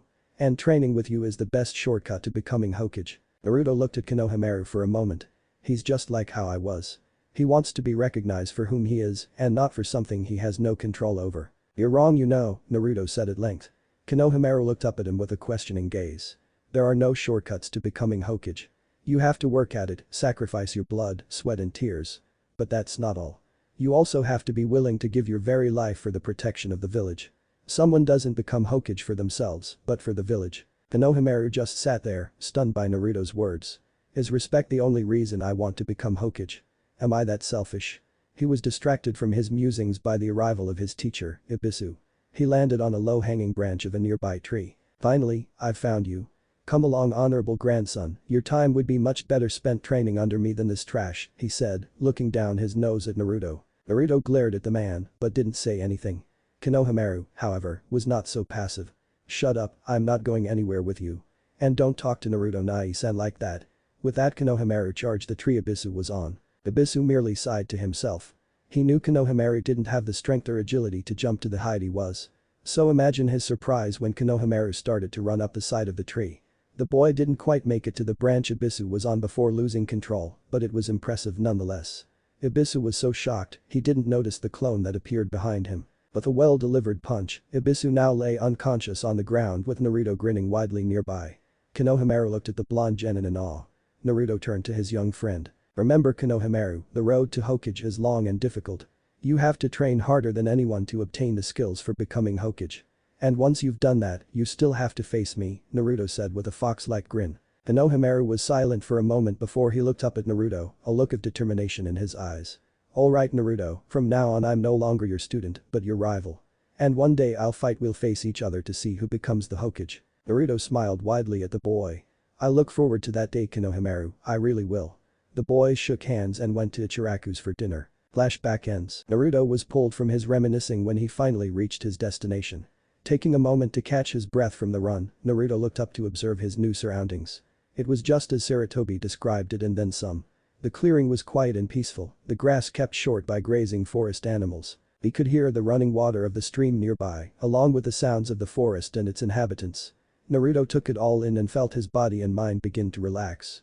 He might have never been here, but to him it felt more like home than his own apartment. Naruto shook himself out his stupor and proceeded with his workout. Using weights during his workout was incredibly taxing on Naruto's body. By the time he was finished, Naruto had trouble standing, let alone moving. My body feels sore in places I didn't know could feel sore. This is definitely going to take some getting used to. Naruto groaned as he made his way to his feet. His body might protested, but he did have other things he had to do today. So Naruto left the clearing and began to jog back to the village. Once Naruto made it to his apartment, he stripped off his sweat-soaked clothes and his weights and jumped into the shower. The hot water did wonders for his aching muscles.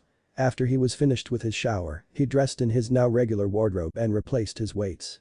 Making sure he had everything, Naruto left to make his way to the academy. He halted just inside his doorway. The clones he had created yesterday had finished with the scrolls and books from the library, so there was really no reason to keep him around. So Naruto created a new group of clones to take the scrolls back to the library. And while Naruto received his team assignments, he was going to have his clones search for anything else that could be useful in the library. Naruto was determined to make use of every second of the day. So with the clones made and on their way to the library, Naruto left for the academy. Hyuga Hinata wasn't having a very good week. Sure, she had passed the genin exam, but the one other person she wanted to pass didn't. It broke her heart to see him sit dejectedly on the swing in front of the academy.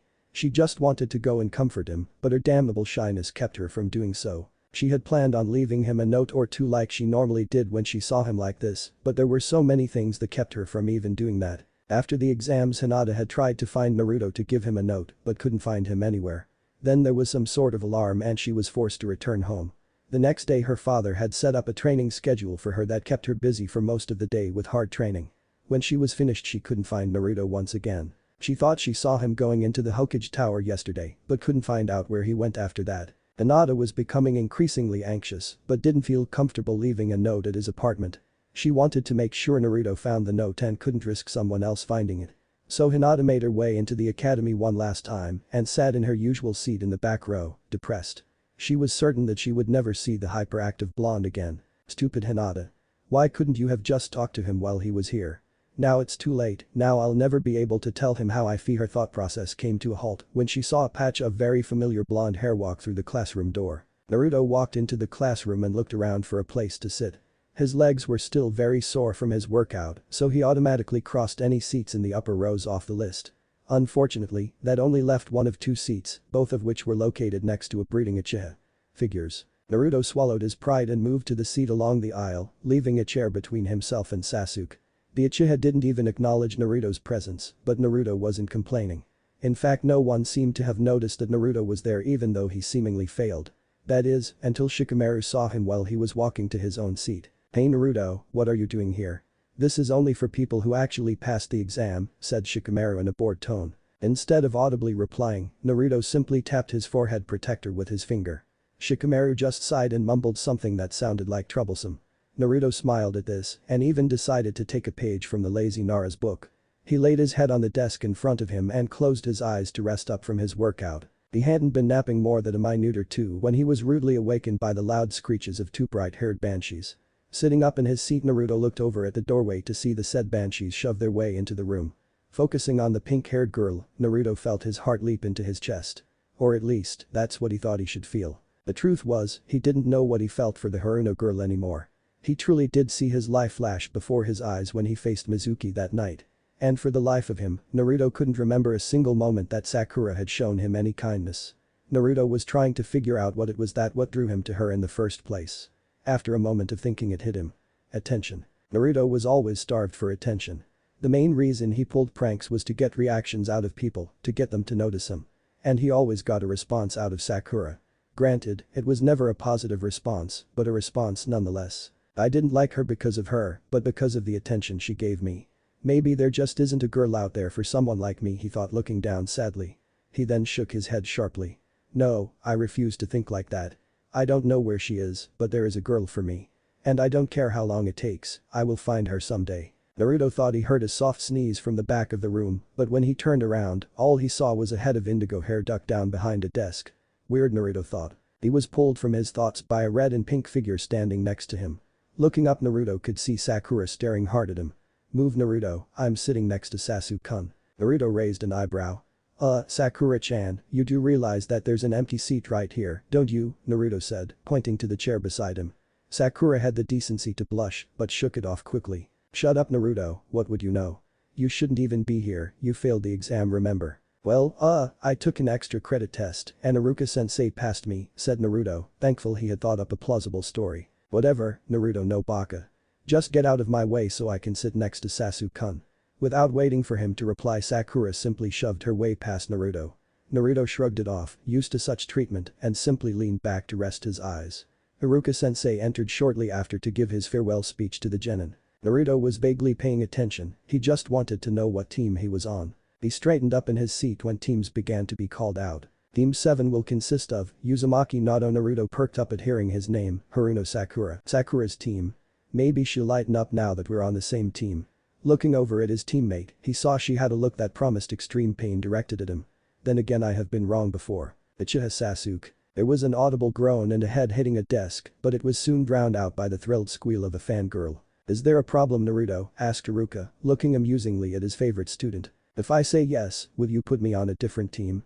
Asked Naruto, still face down. No, Iruka responded flatly. Then no problems here, Iruka-sensei. Iruka shook his head at Naruto's antics. Moving on, your Jounin-sensei will be Hada Kakashi. Teammate will consist of Abiram Shino, Hyuga Hinata, and Inyazuka Kiba. Your Jounin-sensei will be Uhi Kurenai. Team 9 is still in circulation from last year. Team 10 will include Nara Shikamaru, Akimichi Choji, and Yamanaka Ino, and you will be taught by Sarutobi Asuma. With all of the teams assigned, Iruka wished all of his former students good luck. Shortly afterwards, Jounin-sensei began to arrive to collect their teams. I wonder what our sensei will be like, Naruto wondered to himself. 3 hours later, where, the hell, is he? Asked Naruto, while repeatedly slamming his head into his desk. Sakura and Sasuke were wondering the same thing, although they were expressing their annoyance in much less violent means.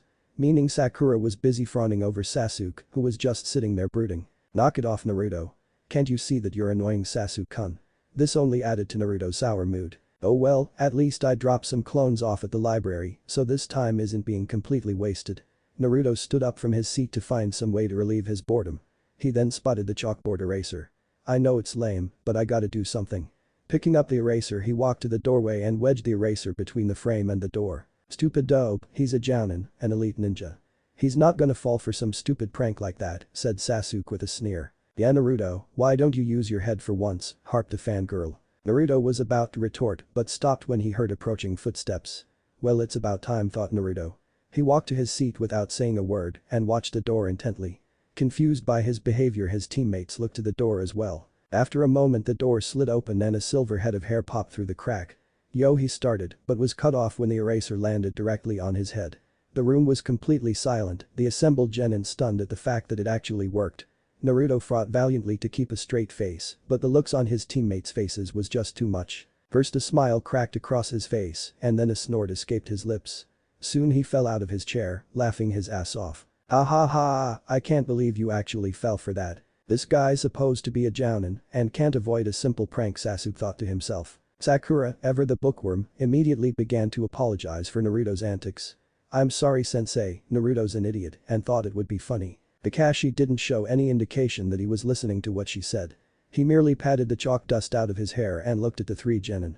"My first impression of you is I don't like you very much. Meet me up on the roof in 5 minutes." With that, Kakashi disappeared in a puff of smoke. After taking a moment to grumble about stupid late senseis with no sense of humor, Naruto stood up and made his way to the roof. His two teammates followed shortly after. Once they made it to the roof, they each took a seat across from their lazy sensei, who was currently reading from an orange book. Kakashi snapped his book closed and looked at his genin. "Well, now that we're all here, why don't you tell me something about yourselves?" Like what, Kakashi-sensei?" asked Sakura. "You know, likes, dislikes, hobbies, dreams for the future, those kinds of things," Kakashi responded lazily. "Why don't you go first, Kakashi-sensei, just to show us?" "Alright. I'm Hada Kakashi, I don't feel like telling you about my likes or dislikes. Dreams for the future, well, I have lots of hobbies." The three genin all had the same thought. "All he told us was his name." "Okay, now it's your turns." How about you, Pinky," he said, pointing to Sakura. Sakura bristled at the nickname but gave him his answer. "I'm Haruno Sakura. She looked at Sasuke and let out a squeal. "I dislike Naruto Baka and Ino Pig." "My hobbies and dream for the future." She looked at Sasuke and let out another squeal. "Oh goody, a fangirl, just what I need," thought Kakashi as his shoulders sagged slightly. "Right, now you, Mr. Sunshine," he said, pointing to Sasuke. Sasuke didn't react to his nickname, instead just crossing his fingers in front of his face. "My name is Uchiha Sasuke," he said, making sure he put an emphasis on the Uchiha. "I don't like many things, I dislike a lot of things. I don't have time for hobbies. I don't have a dream, it's more of an ambition, to kill a certain man," he finished darkly. Sakura just stared at him dreamily. "He's so cool. I figured as much, hopefully I can break him out of that state of mind," thought Kakashi. "You're up, Blondie," his gaze finally resting on Naruto. "I'm Uzumaki Naruto. I like ramen and training, I dislike people who treat others badly and those who judge people without knowing them. My hobbies are training and trying different kinds of ramen. And my dream for the future is to become Hokage so I can protect everyone precious to me." Kakashi took a moment to study his possible subordinates. From her test scores, Sakura's obviously the smartest of the group, but physically and chakra capacity-wise she's by far the weakest. If she doesn't start taking training seriously, she'll never make it as a shinobi. Sasuke has a lot of potential, especially after he activates his Sharingan. But his focus on revenge could be a problem. I'm sure I can break him out of that mindset.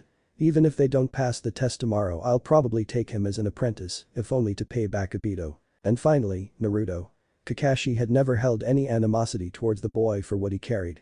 He had far too much faith in his former sensei to question his ability to seal the demon. But that doesn't mean that he ever took any special interest in him either. Naruto was dead last in his class and only just managed to graduate by learning Kage Bunshin no Jutsu. All he seems to have going for him is his large chakra reserve.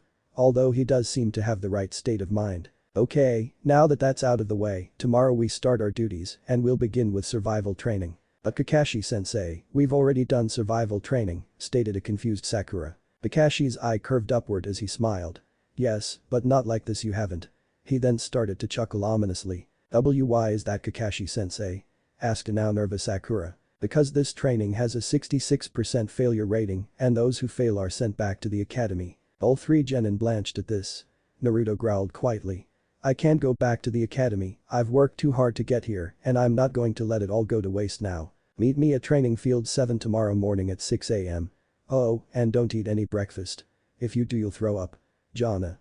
And with a wave he disappeared in a puff of smoke. The three teammates were stunned for a moment but soon shook it off. As they began to rise, Naruto took a look at his teammates. "Well, if we're gonna be on the same team, I might as well make an effort. So, do you guys want to go get something to eat to get to know each other better?" No way Naruto, like I'd ever go out with a loser like you, yelled Sakura, apparently missing that Sasuke was invited as well. She turned to the Uchiha. Hey Sasuke-kun, do you want to get something to eat so we can get to know each other better? No, Sasuke said simply, and walked away. Sakura was dejected for a moment but quickly shook it off to pursue the Uchiha. Sasuke-kun, wait. Naruto shook his head at the departing pair. He was becoming increasingly annoyed with the behavior of both of his teammates. Forget them, I've still got plenty of time to train. At that moment his stomach gave a growl. Okay, ramen first. Ichiraku ramen. It had only taken Naruto a few minutes to reach his favorite ramen stand. Immediately upon entering the small restaurant, Naruto ordered up a bowl of miso ramen. Naruto, I haven't seen you in here very often the past couple of days. I thought for sure that it was a sign of the apocalypse, Tucci said with a big smile. Naruto just smiled in return. Sorry Tucci, I've been really busy with training lately and didn't really find the time to visit. So, what have you been up to Naruto-kun? Asked AM as she walked up from the back. Just some training mostly, although today I received my team assignments. I got stuck with the Uchiha and Haruno Sakura, Naruto said glumly. Tough break kid, said Tucci. Wait, I thought you liked Sakura. So why don't you sound too happy to be on her team? Asked AM. Well, I guess I just kind of grew out of that phase. I realize she's just a Sasuke fangirl who cares more about romance than training. She's just not the girl for me I guess. That's okay Naruto, I'm sure you'll find a girl out there for you, said AM, giving Naruto a warm smile. Thanks AMD-chan, said Naruto, not really realizing the added suffix. AM froze slightly at hearing this, and then her smile grew even wider. If there weren't a counter separating them, she would have no doubt enveloped him in a bone-crushing hug. Naruto decided to continue the discussion of his team. My Jounin-sensei is Hada Kakashi. The bastard showed up 3 hours late today. Gucci placed his ramen in front of him and then struck a thoughtful pose. Hada Kakashi, I've heard of him. Apparently, unless it's a mission, he's always at least a couple hours late to anything. Whack. He turned to see Naruto with his head resting firmly on the countertop, murmuring something about no good lazy-ass Jounin. Sitting back up, he went back to eating his ramen. Naruto drank the rest of his ramen broth and set his bowl down and paid his bill. Well, it's been fun chatting with you, but I've got some training to do. See you later, he said while waving goodbye. Naruto immediately began to head towards his family's training ground to finally work on the second technique he learned from the Forbidden Scroll. Hyuga Hinata was currently walking through the forest not far from the Hyuga Manor. She often did this, either to clear her head or to collect herbs and plants for her healing bombs. Today she was doing it for second reason. Kurenai had told them that they would have a special test tomorrow and she wanted to restock her supply of medicinal herbs, just in case. Hinata had been disappointed when she wasn't placed on the same team as Naruto, but her teammates were okay. She thought Kiba was a little too loud and arrogant and Shino, well, he was Shino. Shino was the polar opposite of Kiba, silent and observant. She had known Kurenai from when she used to serve as her chaperone when she was younger. So, all things considered, she liked her team. The Hyuga heiress was brought out of her thoughts when she heard noise coming from a nearby training field. This confused her. She often passed by this field while she was searching for herbs and had asked her father why no one seemed to ever use it. He had said that it had once belonged to the Yondaime and had not been used since his death, since it was now off limits. Curiosity getting the better of her, Hinata approached the clearing to see just who would be training there. Naruto leapt into the clearing and pulled out the scroll with the copied instructions.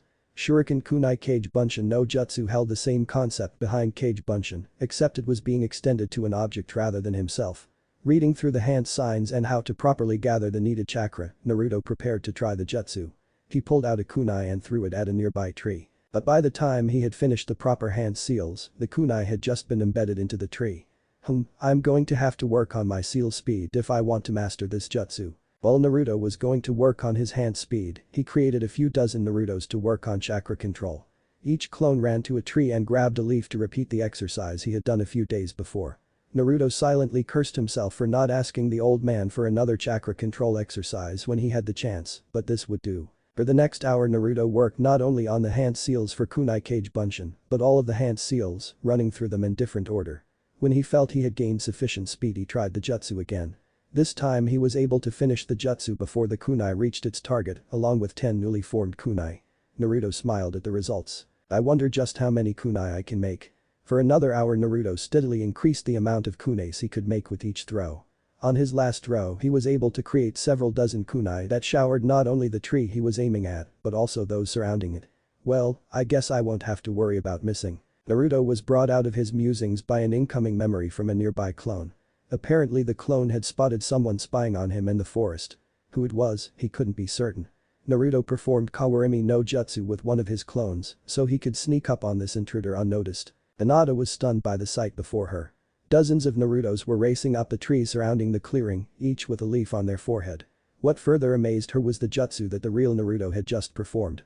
She was so stunned that she hadn't noticed the clone that had spotted her, nor did she notice Naruto perform a substitution. Hinata was also arguing with herself about what to do now. She knew the training field was off limits, but she doubted Naruto knew that. She didn't want him to get in trouble, but she just couldn't bring herself to walk out there and tell him that. Hinata, what are you doing?" asked a confused voice from behind her. Hinata froze. She knew whose voice that was. Slowly, she turned around to face the one who caught her. She was greeted by the sight of Naruto with a confused expression, head slightly tilted to the side, which Hinata found adorable. Blushing horribly, Hinata tried to stutter out a reply. Naruto saw her face go red and that she was having trouble speaking. "Nah, Hinata, are you feeling alright? You look like you might have a fever." Without giving it a second thought he placed his hand on her forehead to check her temperature. This was too much for Hinata, who promptly fainted. Naruto was quick to catch her before she hit the ground. Hinata Naruto was starting to panic a little. Crap, what the hell happened, would she faint like that? What do I do? He then began to list his options. I can't take her home because I have no idea where she lives. And I can't really walk into the village with an unconscious girl in my arms. The villagers will probably accuse me of attacking and trying to kidnap her. Damn it. I guess there isn't really anything to do but wait till she wakes up. Naruto walked back into the clearing carrying Hinata bridal style. He gently sat her down against a tree near the stream on the property. As he set her down, though, something unexpected happened. She snuggled up against him and wrapped her arms around his waist. NHMMHM, she mumbled into his chest, but he couldn't make it out. Now he was in trouble. In a panic Naruto quickly performed Kawarimi with a nearby clone. The clone looked up at his creator with a look of one who was just drawn to the lions. Throwing an apologetic look to the clone, Naruto went back to training until she woke up. 10 minutes later, Naruto received the memory of the clone with Hinata. It had dispelled itself when she began to come to. Collecting his kunai, Naruto made his way back to the girl as she came to. Hinata woke up groggily, confused as to why she was resting up against a tree in some strange clearing. Before she could further question her situation a voice grabbed her attention. "Hey Hinata, how are you feeling? You gave me quite a scare back there." Instantly Hinata was wide awake, remembering the events that had happened moments before. She looked up at Naruto with wide eyes. Her eyes have a shade of lavender in them Naruto thought, but quickly shook his head. "Where did that come from?" "I am sorry, and Naruto-kun. I didn't mean to bother you," Hinata said in a quiet voice. No. I was just worried about you, that's all," he said with a comforting smile. Silence fell between the two for a moment before Naruto decided to break it. "So what were you doing out in the forest Hinata? This isn't exactly a spot a lot of people come to." Hinata blushed and started to poke her fingers. "Oh no, my home is only a few miles away from here. I often walk around the forest to collect herbs and pea plants for healing bombs. Then I heard you training and decided to see who was here." She was surprised by just how much she was able to get out in Naruto's presence. "Oh, I guess that makes sense," said Naruto with a thoughtful expression. "Oh no, and Naruto-kun, what are you doing here? I heard that this training field wasn't allowed to be used anymore. Why, you could get in trouble." Naruto just grinned as he pulled a piece of paper from his side pack. "Don't worry Hinata, Hokage Oji-sen gave me permission to train here." Silence fell between them again before Hinata thought of something to ask. "And Naruto-kun, what are those?" she asked, pointing to where his bunshins were still training. Oh, those are my Kage bunshins," he said with a grin. Kage bunshin, said in confusion and awe. She had heard of Kage bunshin no jutsu in her studies and from other ninja. But it was supposed to be a dangerous jounin technique. Unable to hold her curiosity, she asked, "How do you know Kage bunshin no jutsu?" Naruto rubbed the back of his head sheepishly. "Well, that's kind of an interesting story.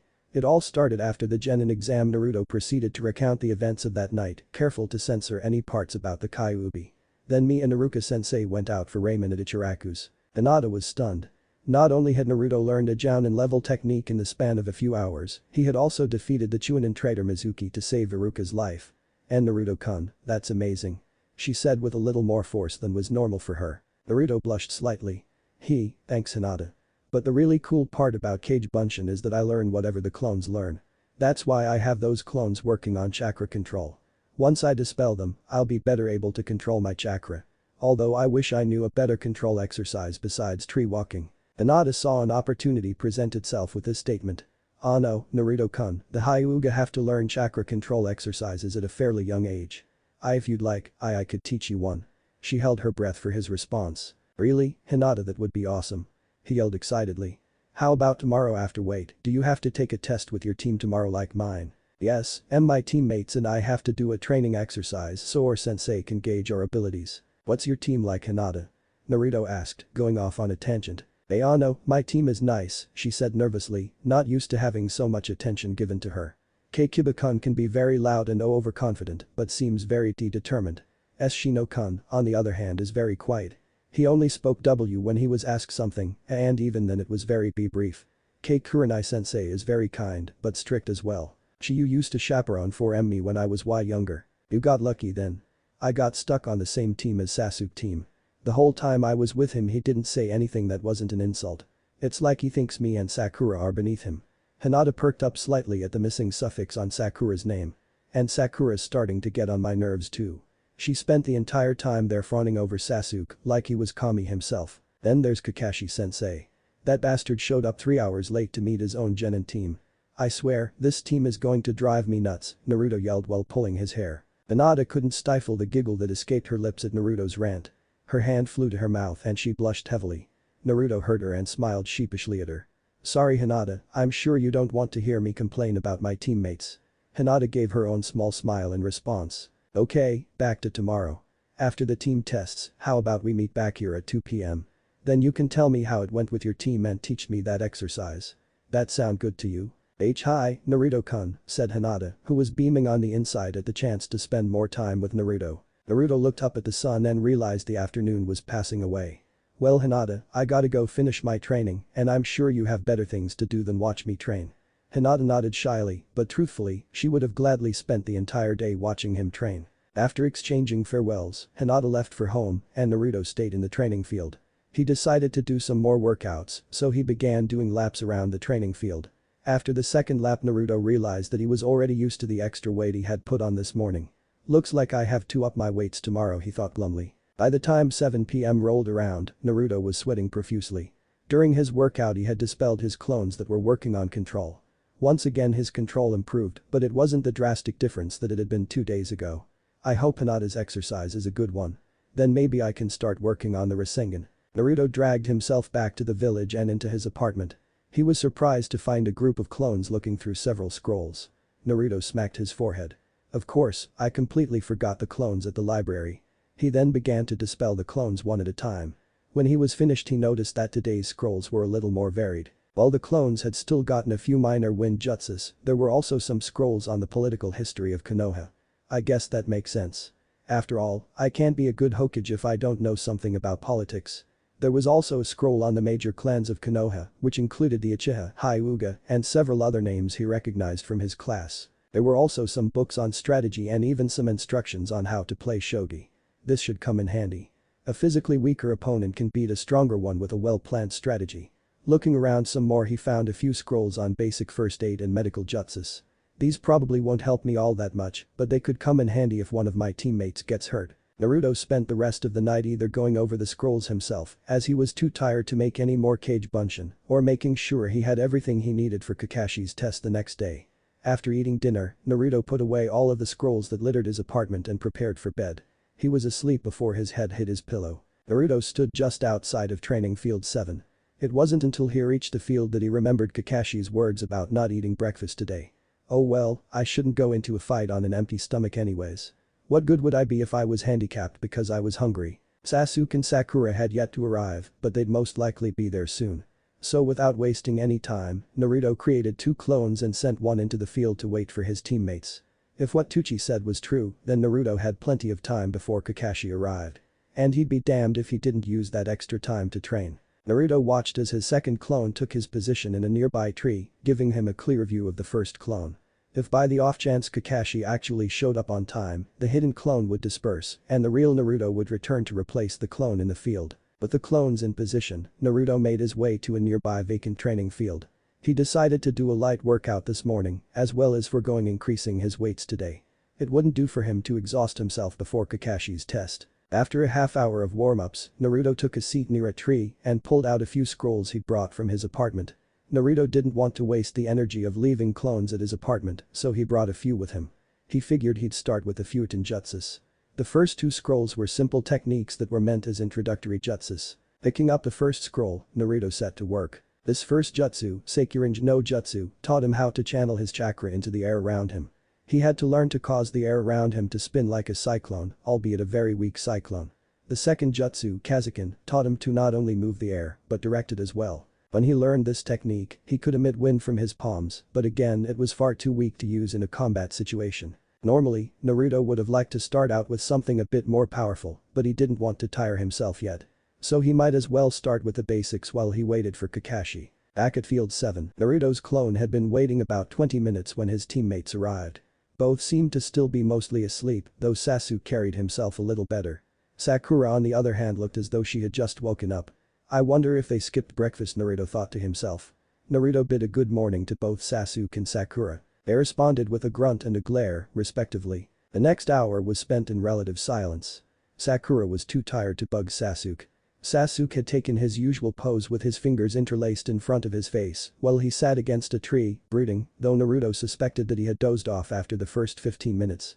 The clone was under direct orders to not antagonize his teammates. It couldn't risk getting dispelled early because Sakura decided to vent some frustration on it. Sakura decided to break the silence by asking Sasuke some innocuous questions, which he just ignored or grunted a reply. Of course, Sakura was undeterred in her questions. For the most part they ignored Naruto's clone. After a half hour of getting no reply, Sakura turned to her other teammate. For the first time she actually took the time to notice his new appearance. "Hey Naruto. What's with the new outfit?" The clone blinked. "Did she just notice? I felt like it was time a change, why? It took you this long to change out of that horrid jumpsuit. Seriously, what kind of ninja wears that many bright colors?" Sakura asked rhetorically. This statement caused the clone's eyebrow to twitch and it couldn't stop the words that flew out of its mouth. "Oh, and I suppose having pink hair and wearing bright red is more fitting for a shinobi. If you're going to criticize someone for their attire, maybe you should take a look at what you're wearing first." Looking up at the pink-haired girl, the clone remembered his orders and began to regret his words. Sakura was seething. "What did you say, Naruto Baka?" She raised her fist and started to stalk menacingly towards the blonde. Crap, thought the clone. He raised his hands defensively and tried to placate the enraged Kunoichi. Nothing seemed to work and the clone was certain that its existence was about to come to an end. Fortunately, luck seemed to be on Naruto's side that day. An Apoof Kakashi arrived in the training field to see Sakura about to pound Naruto's skull in. "Yo," he said simply. Sakura's rage at the blonde evaporated and was turned on her late sensei. "You're late," she yelled. Sasuke was brought out of his little nap by the shout and was now standing next to his teammates, giving Kakashi a hard glare. Naruto wore an annoyed expression, though he was noticeably less angry at his sensei than his other teammates. "Sorry about that, you see there was a black cat that crossed my path and I had to convince it to retrace its steps," Kakashi said, as if it were the most common thing in the world. His 3 students were stunned. Each looked at Kakashi with a blank look, not quite processing what he just said. Eventually, the Naruto clone broke the silence. It collapsed on the ground, laughing hysterically. This broke Sakura out of her shock. "Liar." She screamed at the top of her lungs. Kakashi decided to ignore the genin's reactions. Instead he reached into his vest and pulled out an alarm clock. Naruto stopped laughing immediately and looked at his teacher with a confused look. "You've had a clock on you this entire time and you're still late." Again Kakashi ignored him and pulled out 2 lunch boxes. Seeing the confused looks on his genin's faces, he decided to elaborate. "The goal of today's exercise is to retrieve these 2 bells from my person," he said, dangling 2 silver bells from his fingers. "Those of you who don't get a bell before noon will be tied to a post while your teammates eat lunch." 2 loud growls could be heard coming from Sakura and Sasuke's stomachs. Naruto looked at his teammates with a pitying look. I guess they didn't eat breakfast after all. Sakura then seemed to notice something. "Oh no, sensei, there are only 2 bells." Kakashi's eye curved upward as he smiled. "That's right, which means one of you won't get a bell. And whoever doesn't get a bell will be sent back to the academy." Now he really had the genin's attention. "If you want to get a bell you'll have to come at me with the intent to kill." Looking closely at the faces of the genins, he saw determination in the eyes of all 3, as well as a hint of fear in Sakura's. Now, without further ado, all 3 genin began to tense. Begin. With that the 3 young ninja jumped into the forest surrounding them. Let the fun begin, thought Kakashi. The real Naruto had arrived at the edge of the training field shortly before the beginning of the test. He had been able to master the 2 simple techniques from his scrolls during the time waiting on Kakashi. He'd spent the last couple of minutes reading up on a more powerful technique, Fuetin. Tatapa. It was a Chunin-level technique that allowed him to emit a powerful blast of wind. When his clone had dispelled itself, he made his way back to the training ground and waited for his chance to switch with his clone. Once it started, he saw his clone rush into the woods. The moment the clone was out of sight, Naruto dispelled him and was immediately aware of Kakashi's test. Although he was confused by the rules. I thought that Iruka-sensei said all genin teams were comprised of 3 genin. So what's with the threat of booting one of us from the team? Naruto looked into the clearing to see Kakashi just standing there. Now, how am I going to get one of those bells? Thought Naruto as he tried to devise a plan. Kakashi stood in the middle of the clearing, waiting to see which genin would make the first move. It seems that each of them knows how to hide effectively, although Naruto seemed to disappear when he reached the forest. He was pulled from his thoughts when he saw said genin standing about 30 feet away from him. You know, compared to the other two, you're a little strange. Naruto just smiled at the comment. Yeah, but it's so much more fun than being ordinary. Now prepare to lose one of those bells. We'll see, said Kakashi, sounding bored. He reached into the pouch on his back and pulled out an orange-covered book. Upon seeing the book, Naruto became extremely annoyed. Why the hell are you reading a book? To see what happens next, of course. I take it you're not going to take me seriously, are you? Asked Naruto rhetorically. No, I don't think I'll have to, Kakashi said, his eyes still on the book in front of him. Deciding to teach his teacher a lesson, Naruto rushed him. Lesson number 1. Taijutsu, Naruto heard Kakashi say. Naruto started off by throwing a flying roundhouse kick at Kakashi's head, which he easily avoided. Spinning around, Naruto threw a flurry of punches and kicks at the Jounin, which were also easily blocked or dodged. Kuzo, he's toying with me. Naruto cocked back his fist and let loose a haymaker, only to find himself facing air. Never let your opponent get behind you, said Kakashi's voice from behind Naruto. Glancing over his shoulder, he saw his sensei with his hands in a tiger seal. Naruto, get out of there, he's gonna destroy you, shouted Sakura's voice. Too late. Senin Garashi, Kakashi yelled as he stuck his fingers into a very painful place on Naruto's body. Sakura and Sasuke both sweat dropped as Naruto was sent flying through the air, holding his ass with both hands. Their expressions turned to ones of shock as Naruto disappeared in a puff of smoke. Kakashi's visible eye widened. Kage Bunshin sensing an approaching presence, Kakashi spun around to see Naruto flying at him with his fist cocked back. The Jounin expertly caught the limb, spinning around and launching Naruto back where he came from. But Naruto wasn't done yet. Turning in midair so he was facing Kakashi, Naruto formed the hand seals for Kage Bunshin. 2 clones appeared in front of him, each grabbing an arm and with all their strength, threw him back at the Jounin. Naruto curled into a ball and spun in a front flip. Impressive, he used Kage Bunshin to redirect his momentum. He turned a failed attack into an offensive opportunity. Naruto was flipping forward at Kakashi at dangerous speeds. When he reached the Jounin, he extended his leg and brought it down in a powerful axe kick. Kakashi raised his free hand to block the attack. Naruto used that block as a step, doing a backflip off the arm, pulling out a kunai and throwing it at the bells tied to Kakashi's waist. Kakashi sidestepped the kunai but felt his legs being swept out from under him. Flipping backwards to land on his feet, Kakashi looked up to see another clone had come up from behind with a leg sweep. Standing up straight, Kakashi put his book back into his pouch. Maybe this could wait for later. Naruto smiled at the disappearance of the orange book. He looked at his clone and both nodded at some unheard agreement. Immediately both Narutos took off at their sensei as Kakashi dropped into a defensive stance. But instead of attacking Kakashi head-on, the clone jumped in the path of the original. Interlacing its fingers, it lowered its hands as the real Naruto placed his foot in his palms. With a grunt, the clone launched Naruto into the air. Kakashi quickly dispelled the clone with a well-placed hit and returned his attention to the airborne Uzumaki. At the crest of his leap, Naruto let loose a single shuriken at Kakashi. One shuriken, Kakashi mentally scoffed. That is until he recognized the seals Naruto was currently running through. How could he know that jutsu? Shuriken Kage Bunshin no jutsu. The single shuriken soon multiplied into dozens and Kakashi was in a difficult situation. Sakura and Sasuke watched in horror and awe as the shuriken peppered their sensei and the ground around him, kicking up dust. When the dust settled, it revealed a log riddled with shuriken. Naruto landed not far from his little scene of destruction. He used Kawarimi no jutsu. Phew, I don't think I could stand killing my sensei. But if he's late one more time, Naruto decided not to pursue that train of thought as he ran back into the cover of the forest. Kakashi watched Naruto from his hiding place in a nearby tree. I thought all he learned was Kage Bunshin no jutsu, his file didn't say anything about Shuriken Kage Bunshin no jutsu. He decided to push these thoughts aside for now and find his other 2 charges. Sasuke watched his blonde-haired teammate leave the clearing, his eyes burning with envy. Where did the dope learn those jutsu? They weren't taught in the academy. So how can he know them? Naruto ran through the forest, looking for suitable hiding spot. After he found a place under a tree, he stopped to try to come up with another plan. Alright, taking him on in a straight to jutsu fight isn't going to work. And he hasn't even used ninjutsu besides Kawarimi. He's just too damn good, how the hell am I supposed to get in close enough to get a bell from a jounin? He was interrupted from his musings when he heard a scream from another part of the forest. That was Sakura. He stood and began to make his way to where the scream had originated. He found Sakura unconscious in a small clearing not far from where he was. Kneeling down beside the girl, he began to inspect her for injuries. There aren't any physical injuries in jutsu. Naruto paused a moment to remember what methods he could use to break a genjutsu.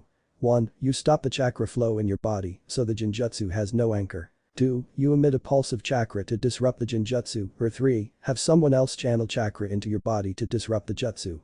Since she's not really in a state to use the first two, I guess I have to go with option 3.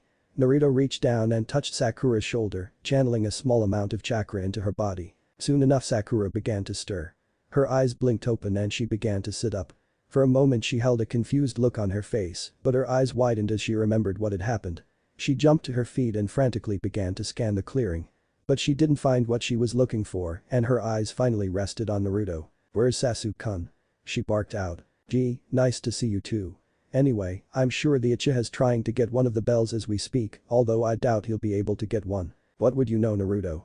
Sasuke-kun will be able to get one of those bells no problem," said Sakura matter-of-factly. "Right, except for the fact that he's facing a jounin and we're just genin. There's no way that we can face him by ourselves," said Naruto. "Oh yeah, Naruto. Then what's the point of the test if we can't even get the bells?" Naruto didn't have an immediate answer to this, so he sat down and thought it over. Either Kakashi has a ridiculous set of standards or there's more to this test than he let on. But what could it be? What's the point of having us get a bell that we have no chance of getting by ourselves? Naruto's eyes widened at this thought. By ourselves. Before he could pursue this train of thought, he and Sakura heard an explosion somewhere in the training grounds. "Sounds like your boyfriend's going for one of the bells right now. Come on, let's go check it out." Sakura simply nodded, eager to see Sasuke in action. It didn't take long for the pair to reach their destination, although they were a little surprised by what they found. Sasuke was buried up to his neck in the ground, so only his head shone. Sakura let out a horrified shriek and passed out. Naruto looked at his pink-haired teammate and just shook his head. "Way to go, Uchiha, and I had just woken her up too." He then walked over to his buried teammate with a wide grin on his face. "So Sasuke, what do you think? Are we gonna have 6 more weeks of winter?" Naruto said before he burst out laughing. Sasuke shot Naruto the dirtiest look he could, but due to his current predicament, it only succeeded in making Naruto laugh harder. After a minute of laughing at the misfortunes of the Uchiha, Naruto calmed himself down. "Looks like you could use some help, Sasuke," said Naruto in an oddly serious voice. "I don't need help from a dope like you," Sasuke spat out. "Really?" said Naruto in mock surprise, "then I suppose being buried up to your neck in dirt was all part of your genius plan to get one of the bells." When Sasuke didn't reply, Naruto just summoned a few clones to dig him out. Once he did that he applied a little chakra to Sakura. It seemed to work for waking her up from a nap as well as breaking a genjutsu. Once both of his teammates were on their feet, Naruto spoke to get their attention. "Well, this is a nice reunion and all, but how about we figure out a way to get one of those bells?" Both genins looked at him as if he had grown a second head. "And what makes you think that I even need help from either of you?" asked Sasuke. Naruto let out a sigh. "Because, Sasuke, we're facing a jounin. How's a genin supposed to take on a jounin all on their lonesome? We need to work together if any of us are gonna pass. Whatever dope, I'm getting one of those bells and I don't need your help to do it." With that Sasuke turned around and walked away. "Wait for me, Sasuke-kun," said Sakura as she ran to catch up to her crush. Naruto shook his head at his teammates, but jumped when he heard an alarm go off, signaling the end of the exercise. Unknown to the 3 genin, Kakashi was nearby eavesdropping on their conversation. It seems that Naruto's figured it out, but Sasuke and Sakura seemed to need an extra push. In a poof he was gone and reappeared in front of his team. "Time's up," he said ominously. 10 minutes later found Team 7 back where they started, except this time with one of them tied to a training post. Sakura squirmed against the ropes that bound her. "Why am I the one that's tied up, sensei?" "Because Sakura, out of all 3 of you, you were the only one who didn't attempt to retrieve a bell." Sakura hung her head dejectedly. "But, I have good news. Naruto is the only one going back to the academy." Naruto's head snapped up to look at his sensei. He glanced to his fellow genin to see a smug look on Sasuke's face and one of pity on Sakura's. Clenching his fists, Naruto was about to go off on a rant, but Kakashi's next word stopped him. So congratulations, Naruto. Naruto's look of rage was instantly replaced by intense confusion. Why should you be congratulating me? I'm the only one who didn't make genin. I never said that, Naruto. You deserve a second chance at becoming a genin, while Sasuke and Sakura should drop out of the program altogether. Now it was Sasuke and Sakura's turn to gape at Kakashi. What? Why should Sasuke-kun and I quit? Naruto was dead last in the academy, said Sakura. Because Sakura, Naruto is the only one here who realized the true purpose of the test. You two, on the other hand, don't deserve to be ninja. Sasuke was furious. How dare he stop me from reaching my goal? Without thinking clearly, he rushed Kakashi with a kunai in hand. Faster than any of the genin could follow, Sasuke was thrown to the ground with Kakashi sitting on his back. Hey, you can't sit on Sasuke-kun like that, Sakura shrieked. Kakashi just ignored her though. This test was never about getting the bells off of me. They were merely used to distract you from the test's true purpose. True purpose? Asked Sakura. Teamwork, Naruto and Kakashi said at the same time. Kakashi looked at Naruto with a smile. That's right, Naruto.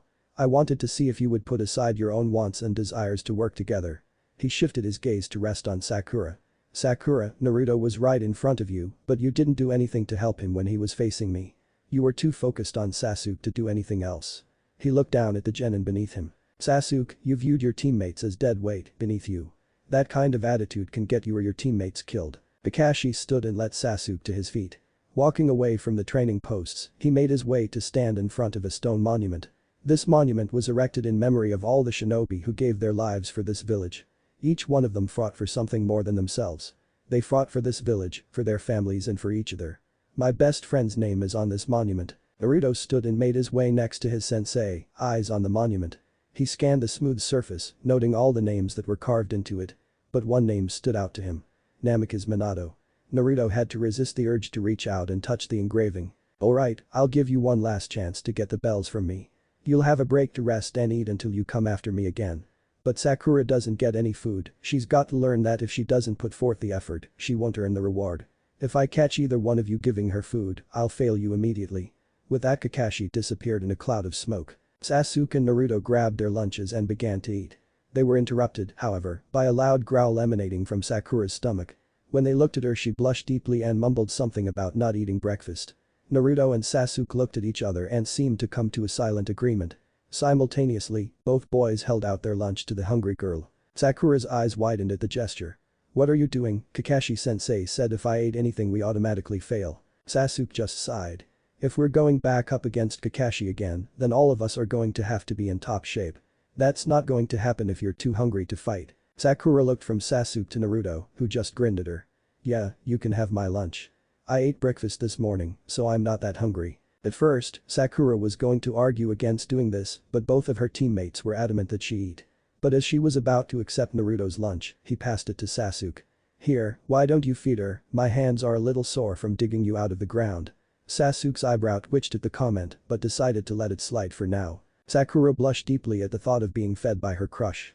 Letting out a sigh, the Uchiha prepared to feed the girl, but was interrupted by the arrival of an angry Kakashi. I thought I said not to feed her.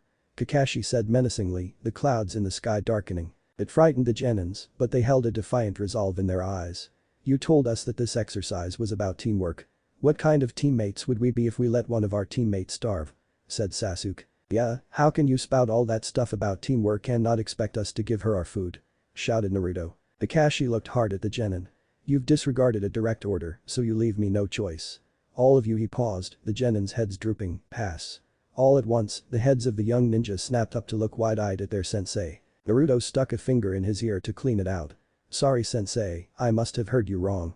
I thought you just said we passed. No mistake Naruto, you all passed. But sensei, said Sakura, we broke the rules. True. In the shinobi world, those who break the rules are trash, but those who abandon their comrades are lower than trash. Kakashi smiled at his new team. We begin taking missions and training tomorrow, he said, just before disappearing in a cloud of smoke, leaving a bewildered Team 7 in his wake. 30 minutes later, and then Kakashi-sensei shows up and tells us we passed.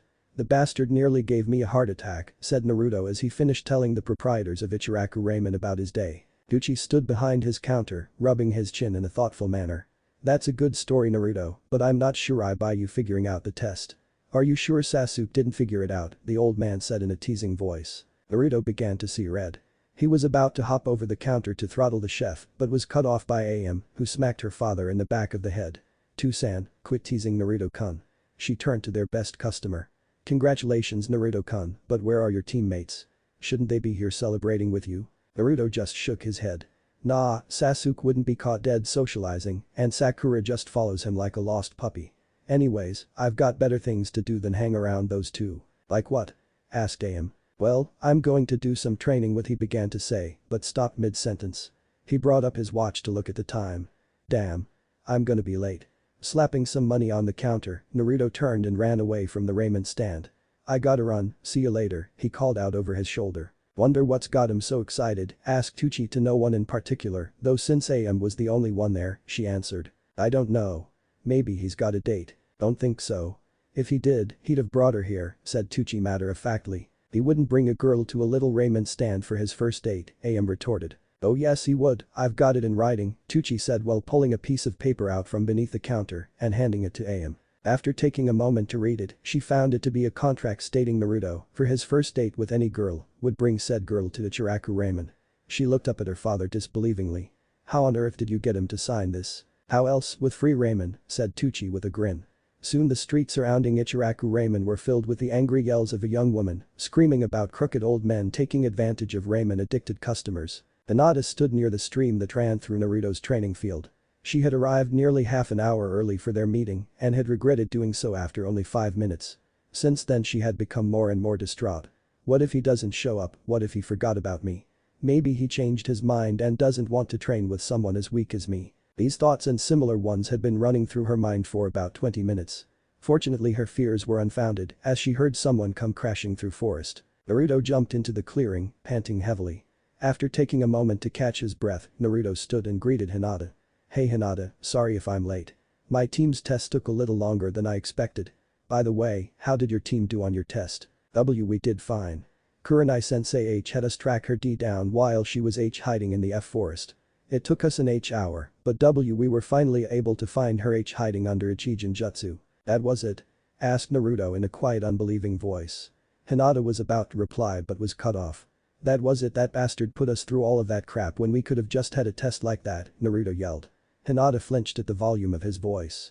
Naruto calmed immediately after seeing her reaction. "Sorry Hinata, I'm not mad at you, but that team Kakashi-sensei." "Ayano, why are you mad at your sensei?" Once again Naruto regaled someone with the events of his day. After he finished, Hinata was left wide-eyed by his story. Silence fell between the two for a while, but was soon broken by Naruto. "So what's this chakra control technique that you're going to teach me, Hinata?" Hinata snapped out of her daze and blushed prettily. "I'm going to show you the water walking technique, Naruto-kun." She walked to the water's edge and formed a ram seal. Naruto watched in awe as Hinata walked out onto the water's surface. "Whoa," said Naruto staring at Hinata. She blushed heavily under Naruto's gaze, but kept up her focus lest she fall into the water. "Hinata, that is so cool. How do you do that?" he asked excitedly, practically bouncing on his toes. Hinata took a moment to walk back to shore before replying. "Why, you have to emit a constant stream of CH chakra into the water to create a stable surface to walk on." Naruto pondered her explanation for a bit and then nodded his head. Focusing his chakra, Naruto took a step onto the water. And through the water, onto a slippery smooth stone. Losing his footing, Naruto fell straight into the stream, soaking him from head to toe. Naruto sputtered as he climbed back to his feet. "Naruto-kun, are you alright?" asked a concerned Hinata. Naruto just smiled sheepishly as he rubbed the back of his. "I guess I'm gonna need a lot of practice, Hinata?" Walking out of the water, Naruto took off his jacket and headband and laid them both on the ground. He'd have taken more clothes off, but didn't think it would be appropriate in front of a lady. Hinata still blushed when he removed those articles of clothing. Walking back to the water, Naruto made another attempt.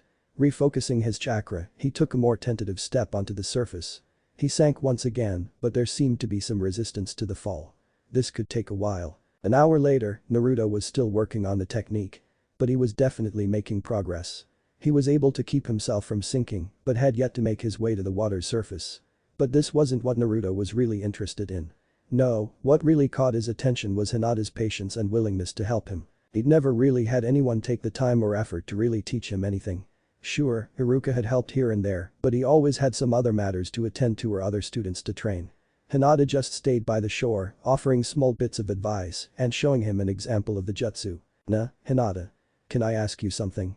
asked Naruto while still in the water.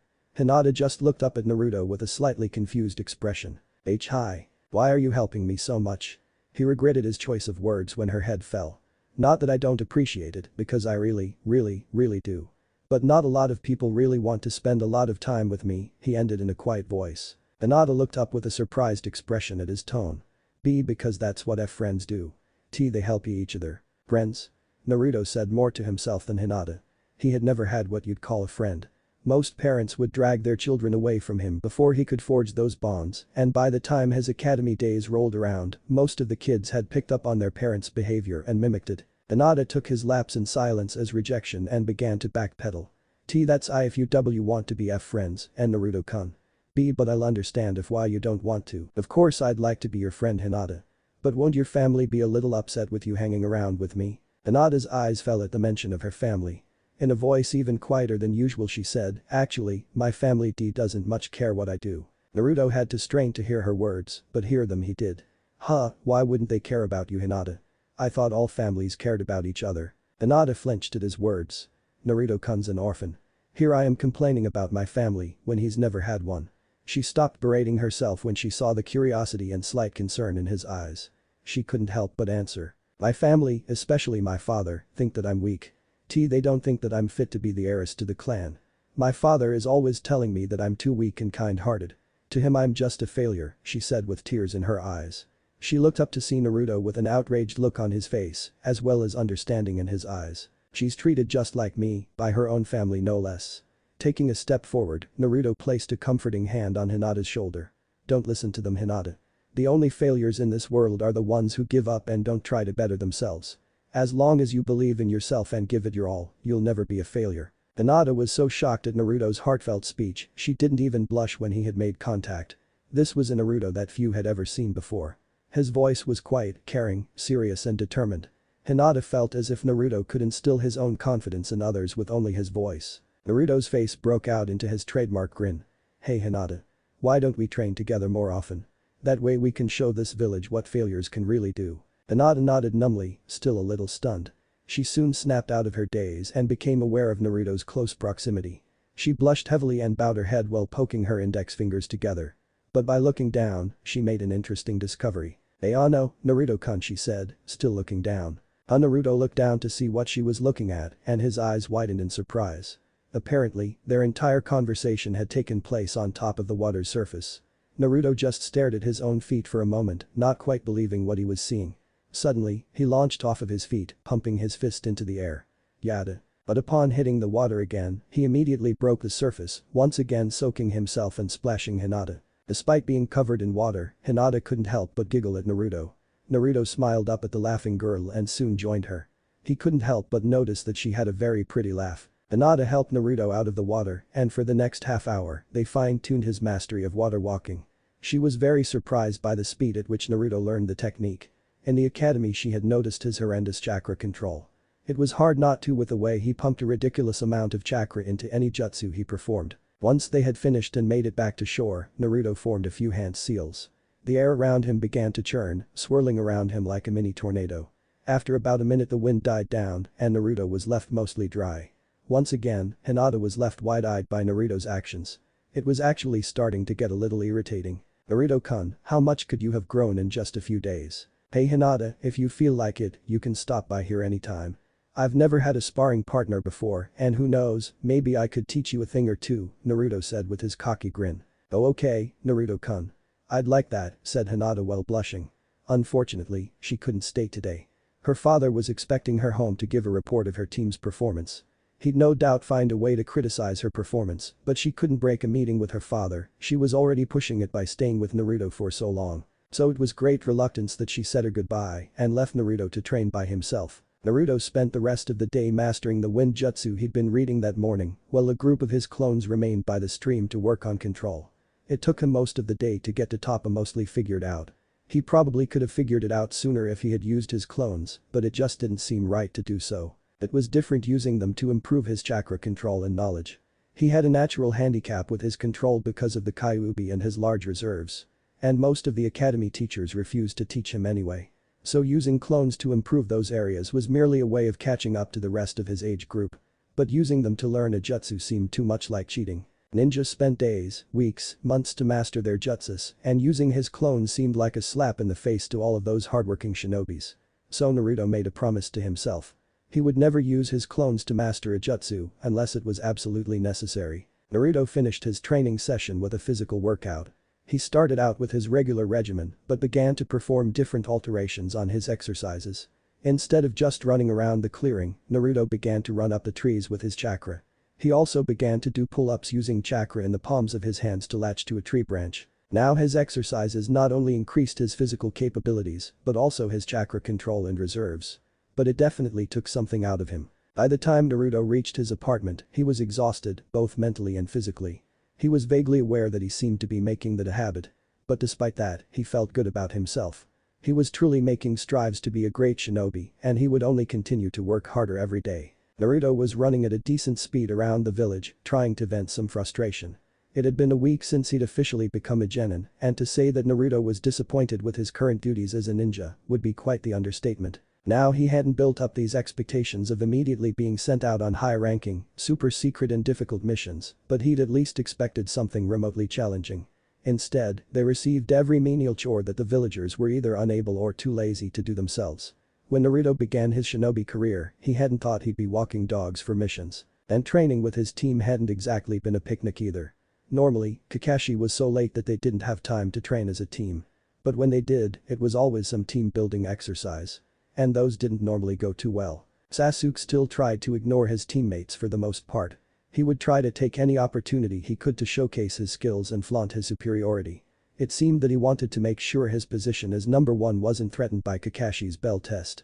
Sakura only exacerbated matters by stroking his ego with shouts of admiration and encouragement. Naruto, for his part, merely tried his best to get through the exercises, if only just to placate Kakashi. He didn't want to have to spend hours on an exercise just because Kakashi thought their teamwork was lacking. He had better things to do with his time. Speaking of time, Naruto was finally beginning to set up some kind of daily training schedule. In the morning, he'd perform his usual workout, increasing his weights about every day. He was up to 50 pounds already. After that he'd go meet his team and wait for Kakashi, or at least a clone of him would. Naruto would use this time to read up on a scroll that he hadn't left with a group of clones. When Kakashi did finally show up, Naruto would do whatever mission or training exercise they were assigned to do as quickly as possible, usually with the aid of several clones. Afterwards, Naruto would grab a quick lunch and run off to his training field. There, he would practice his chakra control, jutsus, or anything else he didn't want to be easily observed. He'd then finish up with a physical workout and run back to the village. Once home, Naruto would dispel any lingering clones and just read some scrolls until he went to bed. The day was shaping up to be the same as his regular routine. But due to his frustrations over missions and training, Naruto decided to take a longer circuit around the village today to relieve some stress. It was during this run that he heard the sound of flesh hitting wood repeatedly coming from a nearby training ground. Curiosity getting the better of him, Naruto started to head to the field. As he neared the source of the sound, Naruto began to hear a voice to accompany the thuds. 121, 122, 123 said the voice, each number corresponding with a hit. Naruto finally made it to the forest's edge so he could see into the clearing. In the middle of the training field stood a boy not much older than Naruto, repeatedly punching and kicking a training post. He had a bowl haircut, a green spandex jumpsuit, and wore orange leg warmers. And people thought I dressed weird, Naruto thought to himself. He couldn't tell anything else from the boy's appearance since he had his back turned to Naruto. But Naruto did make one important observation. Note to self: never, ever, wear spandex. The clothing accentuated certain aspects of the male body and none of them in a good way. Naruto observed the ninja for a while longer. He was surprised at the sudden appearance of a larger clone of the boy as he completed 200 repetitions. The boy turned to greet the newcomer quite enthusiastically. "Guy-sensei, I've completed my warm-up. I can feel the flames of youth burning in me. Well done, my excellent student, you will no doubt become a great shinobi," said Guy as he flashed a grin. The smile faded, however, as he glanced at the forest's edge. In a blur of motion, he was gone. Naruto stared wide-eyed into the clearing. Fast. Where did he go? Ahem. Naruto froze, and then he slowly turned around. Standing before him was the Jounin from the clearing, arms crossed and giving Naruto a hard look. Despite his intimidating gaze, Naruto only had one thought. Are those eyebrows real? Why are you spying on my student? I find your actions to be most unyouthful. Naruto blinked. There was something about the man's speech that struck him as familiar. He raised his hands in a placating manner. No, no. I wasn't spying on anyone.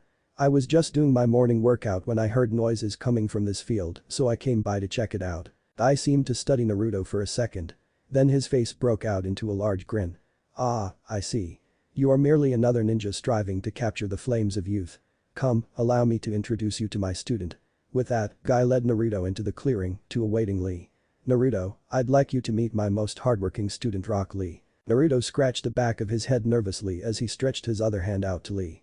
Hi, I'm Uzumaki Naruto. Instantly, Lee was in front of Naruto, shaking his hand furiously. Hello Naruto-san, it's good to meet you. Naruto looked to the Jounin, whose name he hadn't really gotten yet. I seemed to pick up on Naruto's unasked question. And I am the beautiful green beast of Konoha, Mido Guy, he shouted as he struck a pose. Again Naruto blinked. This is just getting weirder and weirder. Then something Guy said seemed to register in his mind. Mido Guy. Are you the one who wrote Fanning the Flames of Youth? Incredibly, Guy's grin seemed to widen at this. Aha, so you have read my book to better capture the flames of youth. I hope you found its contents helpful. Definitely, ever since I read your book I've worked harder than I ever have before. A lot harder than any training Kakashi-sensei puts us through. Guy's eyes lit up at this last statement. So, you are one of the students of my eternal rival Kakashi. Eternal rival? Said a confused Naruto. Yes, Kakashi is my rival. We compete in all things, and the score stands tied at 41-41. And if I don't defeat him in our next challenge, then I will do 200 laps around the village on one leg. Naruto could only watch as Guy struck a pose and his smile gleamed. He found it even stranger that Lee was staring at his teacher in awe and admiration. Guy dropped his good guy pose, returned his focus to Naruto. Since you're here on this beautiful morning Naruto-san, would you like to join Lee and myself in our pursuit to fan the flames of our youth? Naruto had to think for a moment before he realized he meant training. At first Naruto wanted to say no and run, far, far away. Things were just getting a little too weird for this early in the morning. But he stopped himself. This was a Jounin as strong as Kakashi, how could he pass up training with him? Sure, that is if you don't mind me tagging along. Lee decided to answer. Of course not Naruto-san, anyone who wishes to become stronger through hard work and determination is more than welcome to join us, he said, also striking a good guy pose. Alright, I'm ready when you are, said Naruto. Who knows, maybe this won't be so bad. 2 hours later, Naruto collapsed onto the ground of Guy and Lee's training field, thinking that he wanted to pull out whatever part of him that thought it was a good idea to train with them and ensure that it suffered a slow agonizing death. If Naruto thought that his current training regimen was tough, this was downright suicide. Especially considering the fact that Lee was carrying about 4 times more weight than he was, Naruto began to wonder if they were even human. The first hour had been nothing but conditioning. It was similar to Naruto's normal workout, except taken to the extreme. By the end of the hour, every muscle in Naruto's body seemed to be on fire. But Lee and Guy were barely breathing hard. Things took a turn for the worse when Lee offered to spar with Naruto. Again Naruto made a stupid choice. Naruto thought he was at least a little proficient in Taijutsu, apparently he was very much mistaken. Lee outclassed him in every aspect of Taijutsu. He was incredibly fast, strong, and his skill in Taijutsu was amazing. But with his training regimen, Naruto figured he shouldn't be surprised. Naruto was only able to improve his odds slightly when he started to incorporate his Kage Bunshin in the spar. By the end of the spar, Naruto and Lee were left panting and bruised, Naruto noticeably more so. I walked up to the exhausted genin with a wide grin on his face. I am impressed Naruto-san, there are very few who can keep up with Lee and myself during our training. I can clearly see that the flames of youth burn brightly within you. Although your Taijutsu seems to be rudimentary, I assume it's the basic form taught at the academy. Yeah, I haven't had a lot of people willing to teach me a specific style, and I never really had a sparring partner to help with that area, Naruto said in a quiet voice. He then looked up with a hopeful gleam in his eyes. Do you think you could teach me Lee's style? He asked Guy. Your youthful energy is most impressive Naruto-san, but not everyone is built to learn the same style.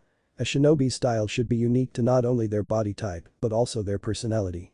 It's true that a shinobi can learn a specific style, like the Goken style that Lee and I use, but to truly master it, you must alter it, make it your own. Do you understand Naruto-san? Naruto thought to himself for a moment. Yeah, I guess that makes sense. But what style should I learn? Do not fear Naruto-san, for I, Mido Guy, promise to help you find your style, so that you might one day rival the ever-passionate Lee in Taijutsu. Rival Lee, yeah right. He kicked my ass in Taijutsu. I don't even want to know what he could have done if he used ninjutsu. As he finished his words he saw Lee's face fall.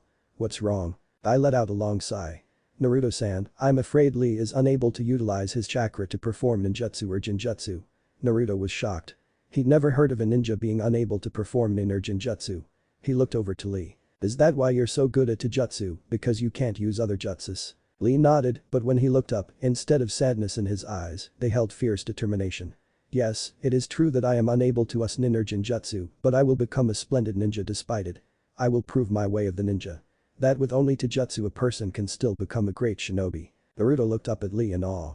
He's had to work twice as hard as everyone else just to get to the same level. His respect for his fellow genin increased by leaps and bounds. Pulling himself to his feet despite his protesting body, Naruto walked to Lee and placed his hand on his shoulder. Lee, I have no doubt that you will become a great ninja. You have more will and drive than anyone I have ever met before. And as long as you stay away from becoming Hokage, I'll be glad to help you in any way I can, he finished with a grin. The sound of sobbing drew the attention of the genin. Guy had tears streaming down his face as he watched the pair.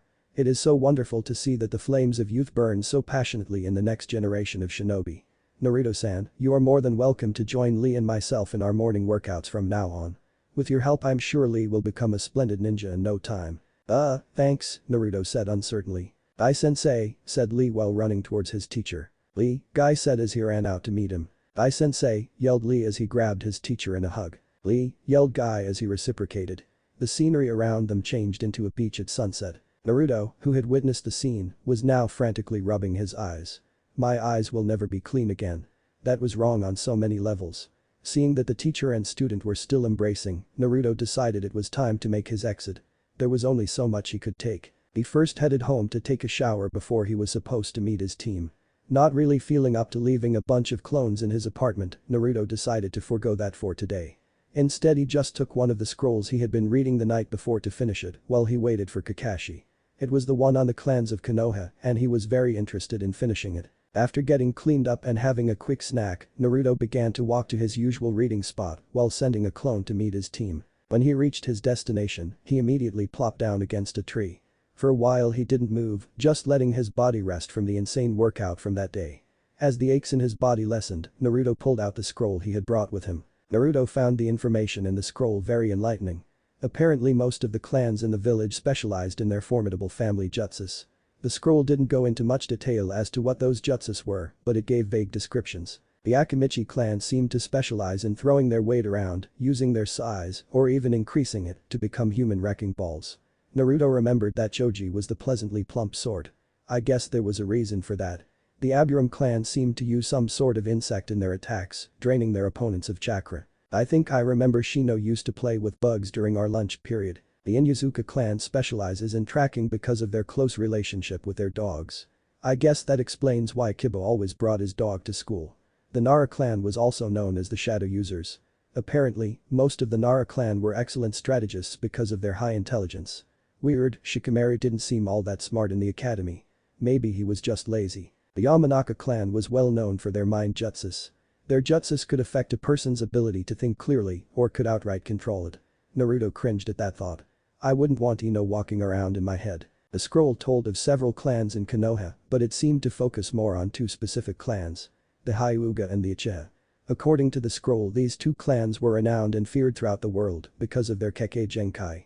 The scroll explained that Kekkei Genkai are abilities that can only be passed down through a certain bloodline. The Hyugas are a very prestigious and formal clan. They possess the Byakugan, a very powerful Dijutsu. The scroll didn't go into detail on all of the abilities of the Byakugan, but it did vaguely mention something about it being all-seeing. Because of their bloodline, the Hyugas could use one of the most feared Taijutsu forms in the world, Jyuken. The scroll also gave a brief and condensed history of the clan. Apparently, it was one of the first clans to populate Konoha, and there was currently some sort of feud within the family, but the scroll didn't elaborate on that. The Uchihas were represented in a similar light as the Hyugas. They also possessed a powerful Dijutsu, this one known as the Sharingan. Again, Naruto couldn't discern a whole lot of information about its abilities, besides a reference to its amazing perception. It was stated that the Uchiha were once part of the branch family of the Hyuga, but with Uchiha Madara, split from the Hyuga and became the Uchiha clan. Unfortunately, the Uchihas were decimated when one of their own betrayed them, leaving only one Uchiha in Konoha. Naruto had heard of the Uchiha massacre while he was in the academy, but didn't know that it was performed by a family member. The scroll didn't specify the actual identity of the perpetrator. What kind of person wipes out their own family? Naruto thought to himself. Is that who Sasuke wants to kill? Just as Naruto was finishing the scroll, he felt an influx of memories from his clone. 5 minutes earlier, Team 7 had been waiting for a little over an hour for their sensei to show up. Per usual, Sakura was trying to talk to Sasuke was trying to ignore Sakura, and Naruto was being ignored by both. It still amazed Naruto that the two of them hadn't thought to be utilizing this time to do some extra training. His clone had tried to make that suggestion a few days after their test, but Sakura immediately went into a lecture tone about not tiring themselves out in case they had an important mission. The clone soon had to avoid a fist to the face after making a crack about how crucial picking up trash in the park was to the safety of Konoha. The monotony was broken up by the surprising arrival of Kakashi-sensei.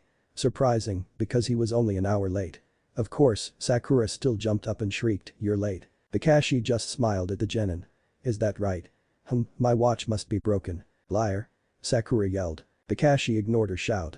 "Anyways, I'm afraid I have a meeting with Sandaime-sama, so no training or missions today. Jana."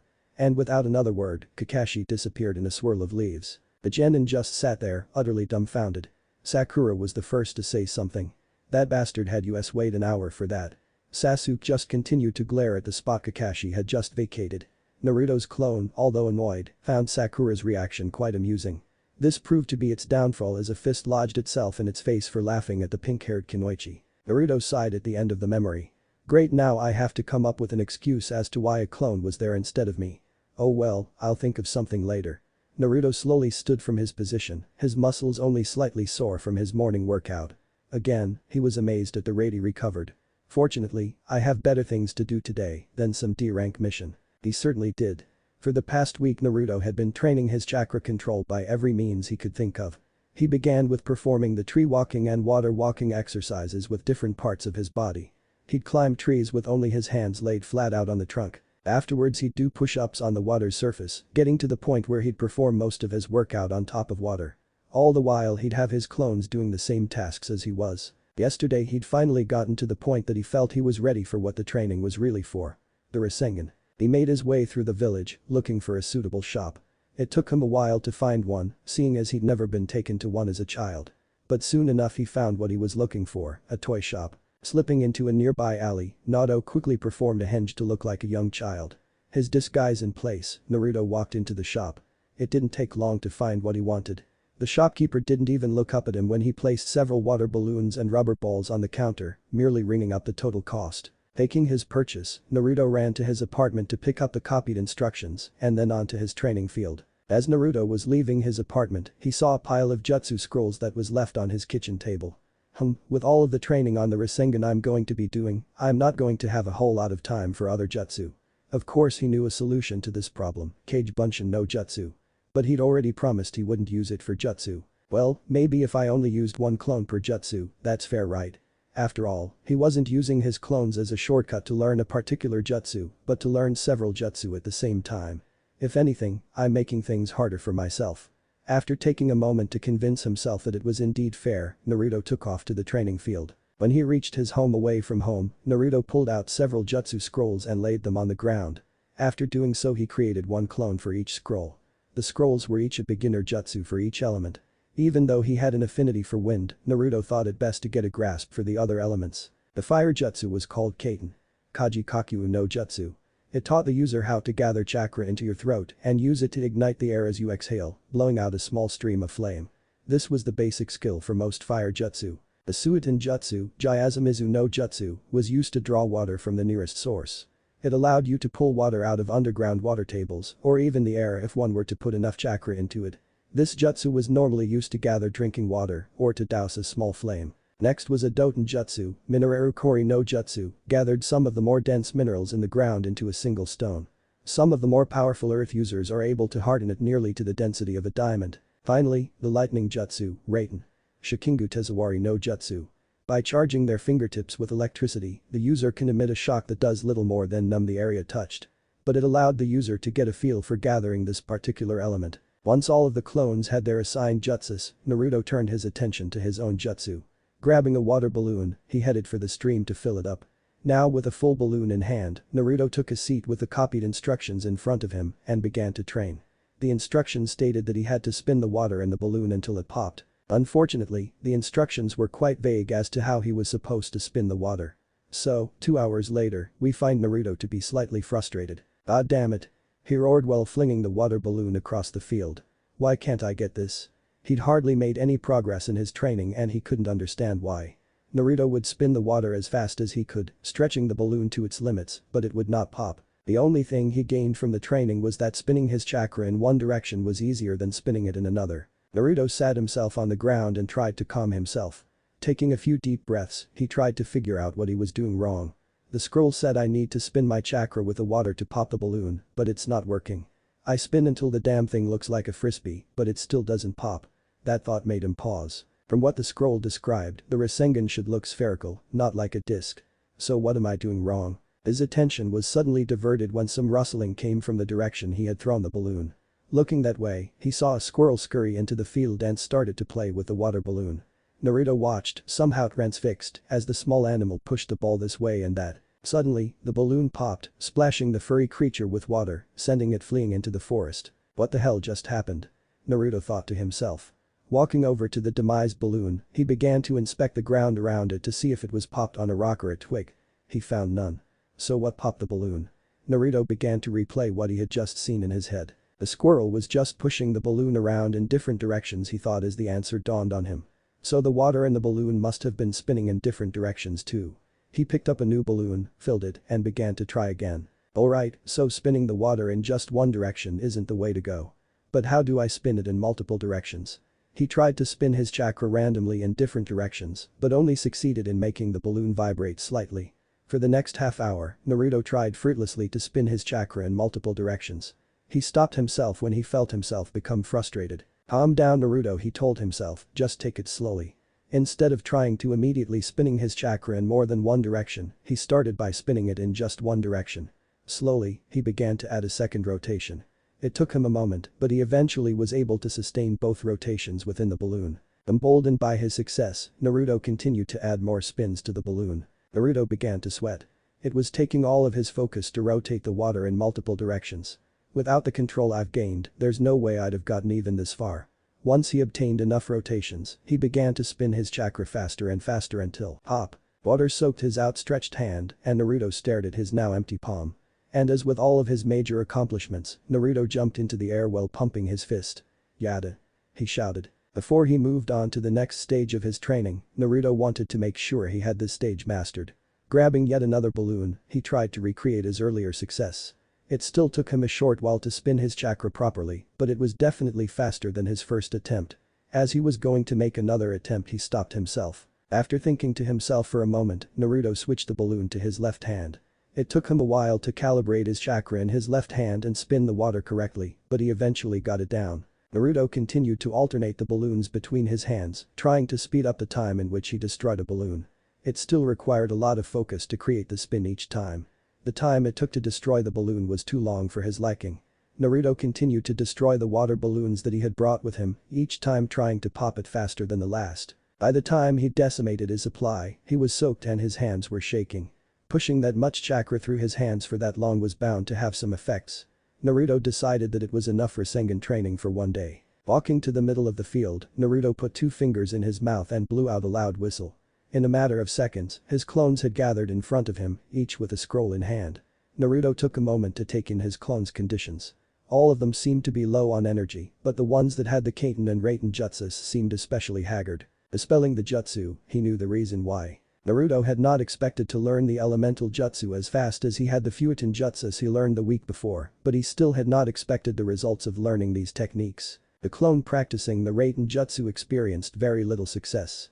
To determine the success of the jutsu, the clone would touch a kunai and see if the electricity passed on to the metal object. Unfortunately, for most of its time training, the clone could only produce a small spark. It was not as powerful as it should have been, and it was costing him a bit more chakra than he thought it should. The clone seemed to have trouble controlling the erratic energy of lightning. It was nothing like manipulating the wind. The clone that had the Kaiten jutsu seemed to have slightly more success. For a while it could only produce a puff of smoke, occasionally burning its throat. Fortunately the damage wasn't great enough to dispel it. The clone was able to blow out a steady stream of fire towards the end of the training, but it still consumed quite a bit of chakra. The Doten clone actually met with moderate success. It was a bit easier for the clone to gather earth than it was to breathe fire or use lightning. But the most promising of the elemental jutsu was Suitin. While he didn't pick it up quite as fast as Fuitin jutsus, but it was definitely easier than any other element he tried. The clone started near the stream, since it was a large source of water. After a few tries it was able to gather a sizable amount of water fairly easily. To make it more difficult, the clone tried gathering water from the ground. It took a few more tries, but it was able to accomplish the task. Towards the end of the session, the clone had moved on to trying to gather water from the air. It wasn't able to gather a whole lot, but it was definitely improving. After sorting through all of the memories, Naruto picked up the jutsu scrolls and put them away. The moment he'd put the last of the scrolls into his pocket, he heard someone approaching through the forest. Naruto quickly summoned a few clones that remained hidden from view, just in case it was an unwelcome guest. His fears were unfounded, however, when he saw a pair of pale lavender eyes emerge from the forest. "Hey Hinata," he said with a grin, "what brings you out to my neck of the woods?" Hinata blushed prettily when he greeted her. It had been a while since she'd gotten a chance to come to Naruto's training field. This was the first time her schedule had allowed it this week. Hello Naruto-kun, I was wondering if I could train with you today." Naruto's grin widened. "Of course you can Hinata. How about some sparring?" Hinata merely nodded her consent. Both genins walked to the center of the field and faced one another. Naruto slid into the basic academy Taijutsu, while Hinata slid into her family's style. Naruto eyed her warily. "Is that the Jaiukin style? This should be fun." Without warning, Naruto darted forward and threw a right jab at her. Although a little startled by his sudden attack, Hinata was able to avoid it easily enough. She sidestepped the punch and spun to keep Naruto in front of her. Naruto cursed inwardly as his attack missed, but planted his foot and spun around with his leg heading for Hinata's head. Again, she avoided the attack by simply ducking. And so it went, with Naruto attacking relentlessly and Hinata avoiding or blocking the attacks. But as they continued, Naruto noticed that Hinata didn't seem to be trying to hit him. Any attack she threw at him was always easily avoidable or easily blocked. Is she just toying with me, or is she actually afraid of hurting me? Naruto jumped back to put some distance between the two of them. Hinata gave him a confused look. What's wrong Naruto-kun? Hinata, do you think I'm weak? Naruto asked suddenly, his tone not giving anything away. The question surprised Hinata. Oh of course not Naruto-kun. Then stop holding back. There's no way that you've been attacking me with your full strength. Hinata began to poke her fingers nervously. But if I attack you like that, you might get hurt. Naruto walked up to the shy girl and grabbed her fingers, pulling her hands to her sides. You really need to stop doing that. Now, Hinata, what do you think will happen if I get into a real fight that I'm not going to get hurt? If you don't come at me with everything you've got then you're not helping me or yourself get any stronger. Hinata was still a little dazed from Naruto grabbing her hands, so it took a moment for his words to sink in. She looked up into his sapphire blue eyes as he continued to speak. You do want to become a strong leader for your clan, right? Hinata simply nodded her head. Then I'll help you, but to do that you have to come at me with everything you've got. When he finished, Naruto turned and walked away from Hinata. After about 10 feet, he stopped and turned to face her. Are you ready? He asked as he slipped into a fighting stance. Hinata's head bowed slightly, her hair obscuring her eyes. When she looked up, her eyes shone with the same determination Naruto had seen in so many of the so-called failures of this village. Veins suddenly appeared around her eyes, giving her a very intimidating gaze. Hi Naruto-kun, she said as she fell into the Jaiukin stance. Why do I get the feeling I'm not going to enjoy this, Naruto thought to himself. Again, Naruto was the one to make the first move. Leaping into the air, he came at her with an axe kick, which she was able to avoid. Unfortunately for Naruto, that was the last of his offensive attacks, as Hinata quickly put him on the defensive. Her strikes were fast and precise, and Naruto was having a very hard time avoiding them all. Every hit that he attempted to block, the area hit would erupt in pain. Eventually Hinata struck a point on Naruto's shoulder, and his entire arm went numb. Capitalizing on his handicap, Hinata sent a strong palm thrust into his chest, knocking him off of his feet. The moment he hit the ground, Hinata was immediately by his side. Oh Kami, I hurt Naruto-kun. Now he's going to hate me and never train with me again. Naruto-kun, are you alright? The panic was obvious in her voice. Naruto looked up at the worried girl and gave her a wide grin. That is how I want you to spar from now on. He pulled himself up to a sitting position, wincing at the pain in his chest and shoulder. Ow. Just what did you do to me Hinata? I closed the tenketsu in your shoulder and hit your chest with a burst of chakra. Tenketsu? He said more to himself. During his studies on chakra, Naruto had read about the tenketsu, but they were supposed to be impossible to see.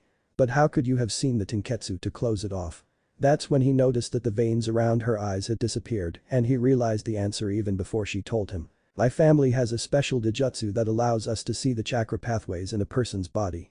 It's called the Byakugan, Naruto finished. I read about that, but I didn't really find a whole lot about what it can do. Is seeing the chakra pathways in a person's body the only thing it can do, or does it do more? Asked excitedly. Hinata giggled at Naruto's enthusiasm. Well, with the Byakugan, I can increase my field of vision to 360 degrees and it allows me to even see through objects. Naruto just looked at her in awe, causing the poor girl to blush brightly. Wow.